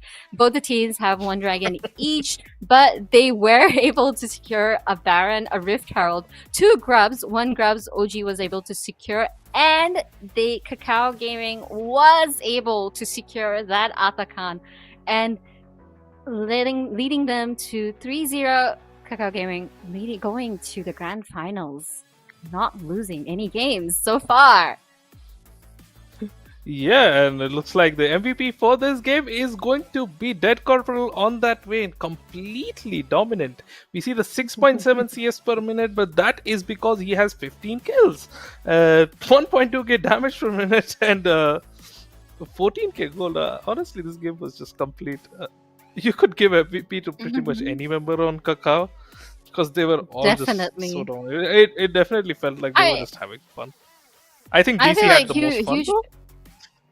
though. Yeah, definitely. And like Lulu played an amazing support for his whole champion. Like the shields that he gave to Vayne, to everyone, it was really important. Everyone on the team played really, really good. Lulu played well. The Nidalee constantly bullying them, and the brothers taking down the bot lane at any time. Like, we don't care if you're under the tower. We're gonna destroy you. I don't care if I die in the process. We're just gonna take you down. We don't care. Yeah, the iconic TP in for the 1v5 brothers versus the world play. They did manage to actually make that 2-for-2, which is kind of crazy. But yeah, domination. They were all like at the beginning of the game. You were saying that the 2 brothers, they're gonna go for 0-10 and they're gonna get that power buff. But now they're like, oh, we have the power buff. We're also gonna go 10 deaths. We don't care if we go 10 deaths, but we're also gonna kill them and get that double buff if we need. It's just man, crazy game. Uncontained aggression by Kakao Gaming, and OG is just completely folding, unable to form any form of defense against that. What can I say? The kills were there, the CS was there, CS leads were there, and the map control was definitely not there for OGs. Oh man, it was unfortunate for them. I personally feel really bad for the volleyball, like especially that one time he is under his own tower, and there are like 3 people surrounding him from 3 different ways. No escape at all. It was just so sad to see. I was like, tiny Volibear, and everybody else is big, trying to poach him down. That was just Yes, unfortunate tiny for OG Volibear. Gaming. That's Tiny Volibear is one of That's the just sad. is yeah, he might not have been tiny in size, but in terms of the items in his bag, the bag was very tiny indeed. Definitely, Also, definitely. The huge also the goal. count of the red buff. It is unfortunate that the scoreboard doesn't show us how many red buffs each team got, because Oh I'm man, pretty sure, definitely. I'm so sure that Kakao I'm- Gaming was leading on that. That is Because completely even when the dragon is up, unfortunate. they don't Mhm. care. They're like, we want to fight at red buff. Hallucination was like, I think level 5 for maybe 3 minutes in a row. He dies, he just respawns and comes back to the fight. Easy. I die again. I feel like the objective was the red buff this game. They just killed them there, and over here we see the brackets. Kakao Gaming securing their position in the grand finals, and tomorrow we will be seeing lower brackets. We will be seeing more of OG, but this time they will be up against Revenant. Now, you tell me about Revenant. I think you were a part of that team. Yeah, I might know a bit about Revenants. Just a little bit. Yeah, so OG versus Revenants should be, I think, pretty exciting. Last time they faced up, as you saw in the bracket, it was a 3-1 victory for OG, so Revenants was able to take one game off. They were playing with their substitute jungler, so hopefully tomorrow we'll see Ezreal making a return, and maybe that shapes up to be a much closer series. I can see that going to game 5. The chances are much higher, I think, than the matchup today. But no matter who wins that, they're going to be facing Kakao Gaming in the finals, and I think no matter who wins tomorrow, like either team is going to have to really step it up if they want to maybe take Definitely. even one game away from Kakao at this point. I am curious to see even like if OG makes that comeback, they will be hoping they'll get that chance to get their revenge and in the grand finals. Who knows? Maybe they get the revenge. Maybe OG is able to take down Revenants, but that's hard to say. That's something we are going to find out only tomorrow. Definitely.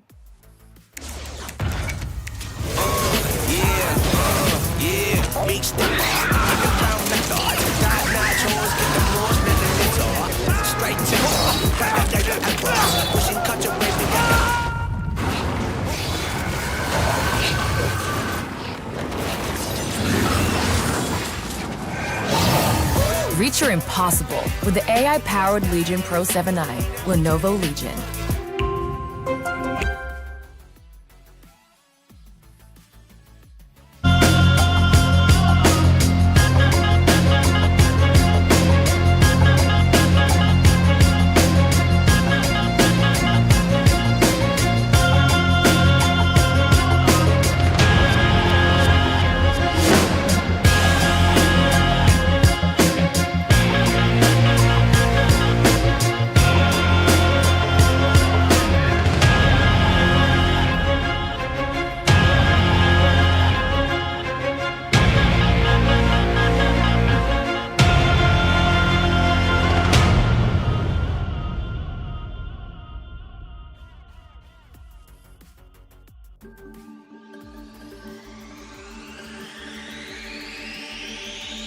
Alright, yeah.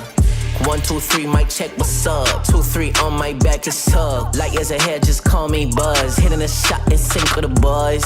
I feel like Joel Embiid, the process, yeah, I trust. Accolades got them swallowing the words, cause I know that they doubted us.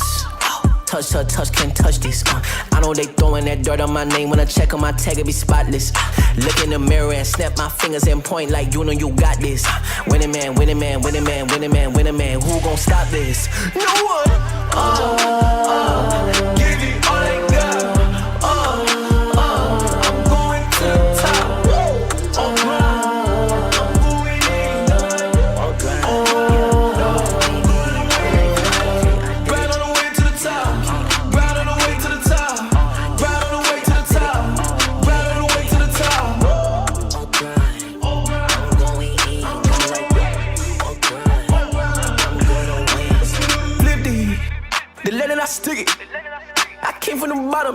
top, but I'm not finished. I just needed me a minute.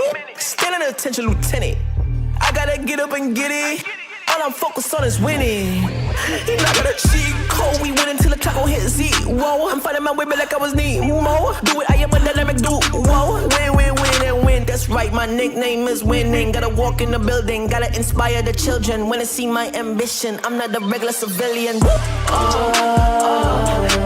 all I got. I'm going to the top.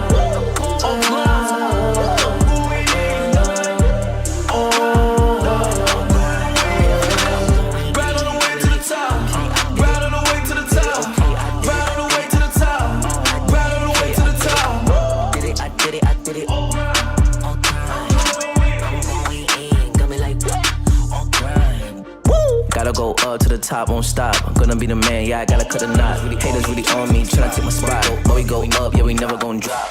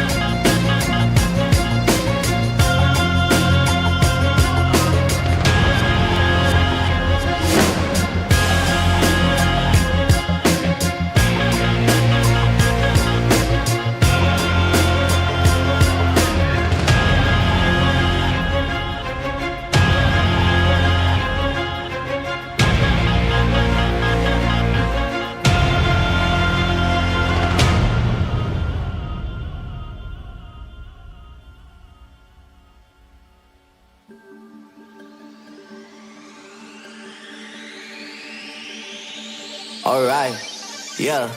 1, 2, 3, mic check, what's up? 2, 3 on my back, it's up. Light years ahead, just call me Buzz. Hitting a shot in sync with the buzz. I feel like Joel Embiid, the process, yeah, I trust. Accolades got them swallowing the words, cause I know that they doubted us. Touch her, touch, can't touch this. I know they throwing that dirt on my name. When I check on my tag, it be spotless. Look in the mirror and snap my fingers and point like you know you got this.